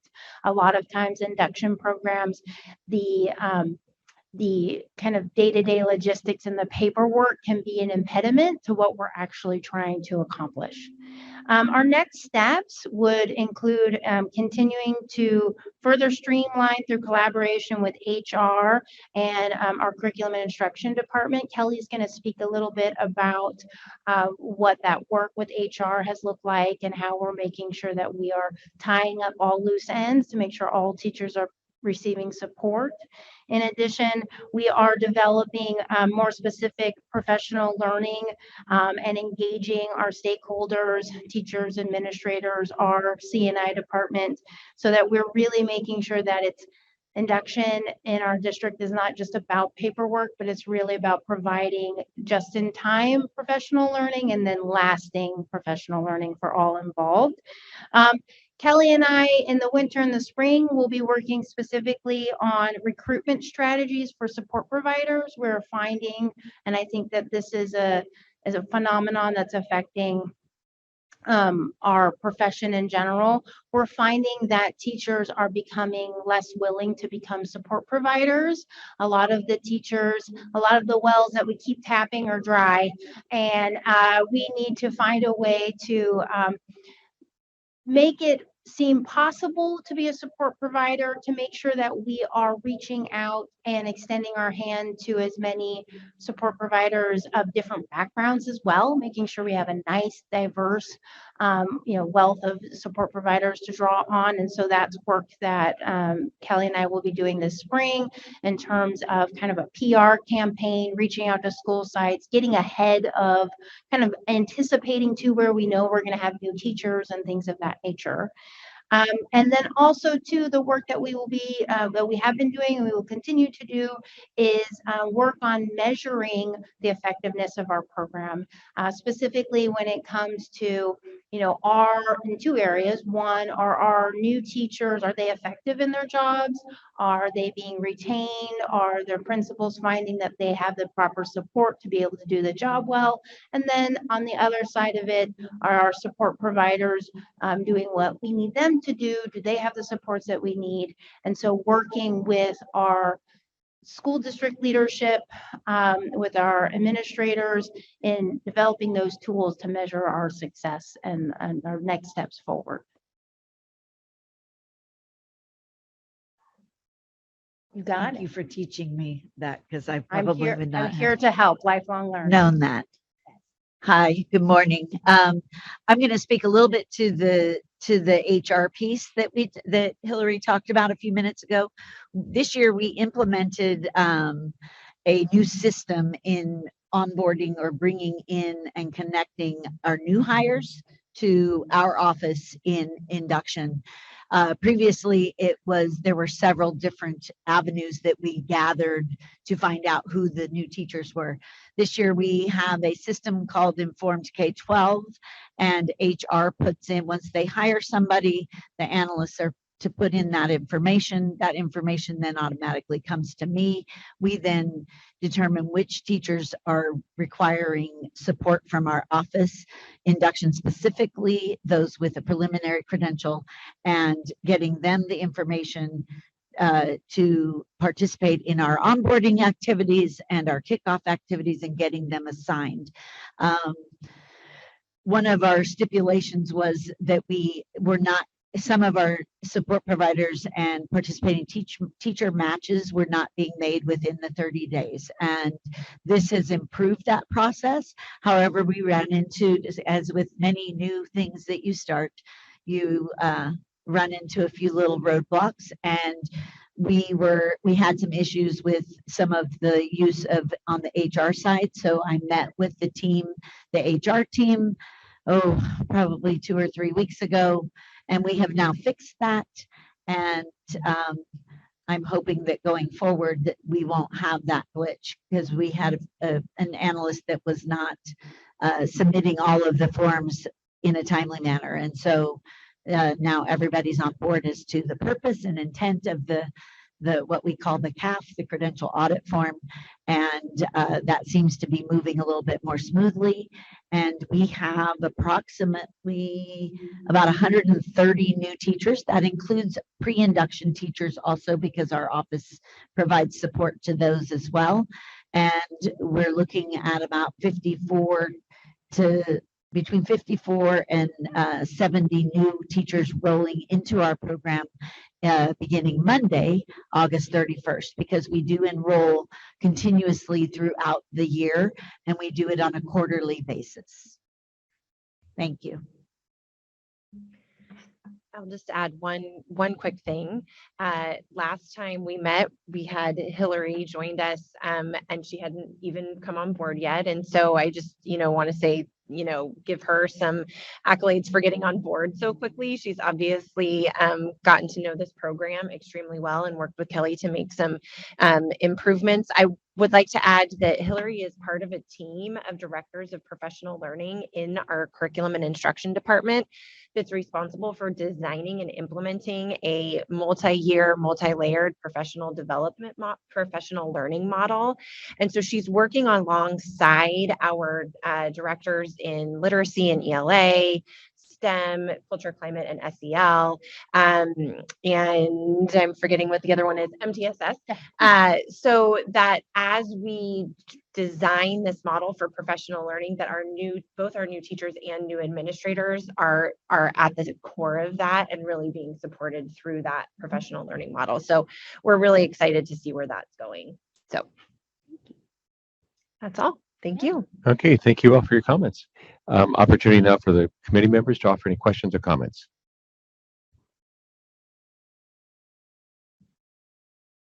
Member Forbes. Well, I'd just like to say thank you for being so engaged in this process throughout. I've really enjoyed each of your reports and learned from them. And I really commend all the work that you've been doing. I like the color chart a lot. I'm looking at that right now as you're talking. And so, it struck me what you were discussing about not being able to recruit enough mentors. And so I may have missed if you gave us the answer or what can you say that might help some of the rest of us in the field to learn from your experience in that area? What seemed to work when it worked? Well, right now, I will say, and Kelly can speak to this more specifically because she's more on hands with our support providers right now. But part of what's working right now is Kelly is very engaged with them. So she goes to their school sites. She will help them with their triad meetings. She will provide examples. She's very hands-on and she doesn't brush them off. And she's made relationships with support providers. And you can tell in our meetings that they really value that. They feel valued. We are really trying to elevate some of our stronger support providers too. Kelly has come up on that idea and it's been brilliant. So for anyone looking for ideas, I suggest that have them present part of your kickoff meetings, have them be the expert in the room, value their time and their experience. They're not just doing this for a stipend. They're doing it because they honestly believe in the work that they're doing and they want to support new teachers. Now, my previous experience was as a school site principal. And so what I'm hoping to do this spring is really get ahead of some of the things that we know will be coming. As we start to work through budget development and staffing and some of those issues, how I can help Kelly, being the new person here, is really start to anticipate where our cluster of new teachers are going to be, because we already know where they're going to be based off of staffing and all the other things that we do in terms of transfers and things like that. So my work in the spring, so this will be another suggestion, will be to work with principals, start to get those support providers now. Kelly and I want to lock them in before they leave and they can tell us no. We really want to, start to get them in the spring, get a sense with principals, start to work with principals, because I know as a principal, I was having a really hard time the last 2 years during the pandemic getting teachers to be support providers, to be teachers for student teachers. That was very, very challenging. So I think those two strategies, focusing on relationship, focusing on making those connections with people, engaging them in our process and making them feel valued. That's step one. Step two, getting ahead of the staffing issues and be strategic about how you reach out to people. Those are our two strategies that we're going to attempt. We will let you know how it goes. Well, you won't be obligated because you won't have another report, but okay. Well, I still want to know. Yeah. If it works, I'm going to tell everyone. Great. So I hope you will continue to present in the venues for, induction and continuing being part of the larger learning community. Thank you. There we go. Thank you. Any other further comments or questions? Yeah, Commissioner Davis. I have to say that I've been following the saga in your district and also in LA Unified and San Francisco Unified and the teacher shortage and how you all are going about filling the teacher supply there. And I think that you all are doing great work. I've read your report, and I do have a suggestion, and not about your report, but just about your process of how do you attract and retain the mentors. First of all, compensation. And working with your collective bargaining agencies within the district. As a past chapter president of our CTA local, and also in my adult school as the CFT local chapter president, one of the things that we brought to the bargaining table in the Bay Area, in San Jose State, Santa Clara, Stanford, National University, and the providers in the area, they don't pay very much.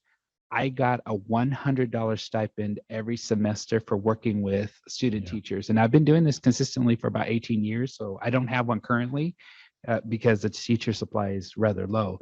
But as a mentor, I would help them with their TPAs, TPEs, going through that whole long list of projects, to videotaping. I would bring a camera from home. I did a lot of legwork to help these poor starving students, trying to come into the program. But my compensation was sometimes $75, sometimes $100 for a year's worth of work. And it's a lot of tedious, hard work in addition to doing everything else.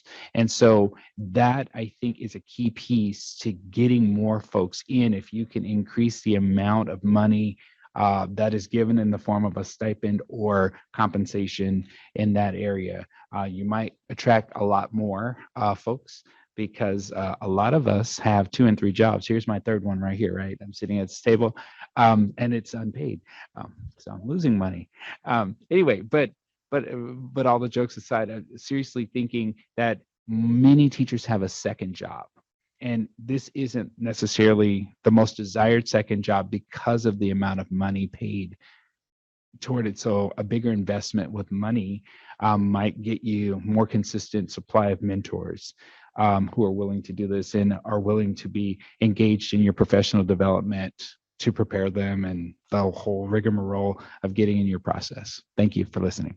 Yeah. And that comment goes for all IHEs or any kind of institutions that provide educator prep. I know some institutions will also provide a couple of units of credit, but that while that equates to money, most of the mentors who are out there are not going to use those additional credits. So it doesn't really support them as necessary. It's always a challenge. Sure, Member Balatayo. To add something to Commissioner Davis's point, if we also take on a student teacher, what little pay we get, and I'm speaking from experience, is also taxed. So what we get is even half of the piddling $100 that we get. And to add on to the current, and in my district, we are not given a period off. So we then have to sacrifice the period that we currently have to prep for 2 classes, let's say. And I also work as an ELD instructional coordinator. That just takes on too much work that then the rest of my other responsibilities are often compromised, or, the kids themselves suffer. So that this is where I have to then make a, conscious decision of which responsibility I would like to take on and with what full commitments I want to, really relegate to, the current jobs that I have.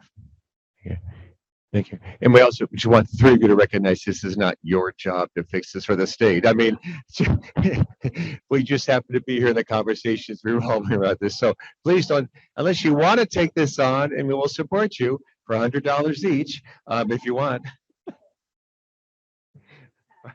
Right. That's pre-tax. Any other comments or questions?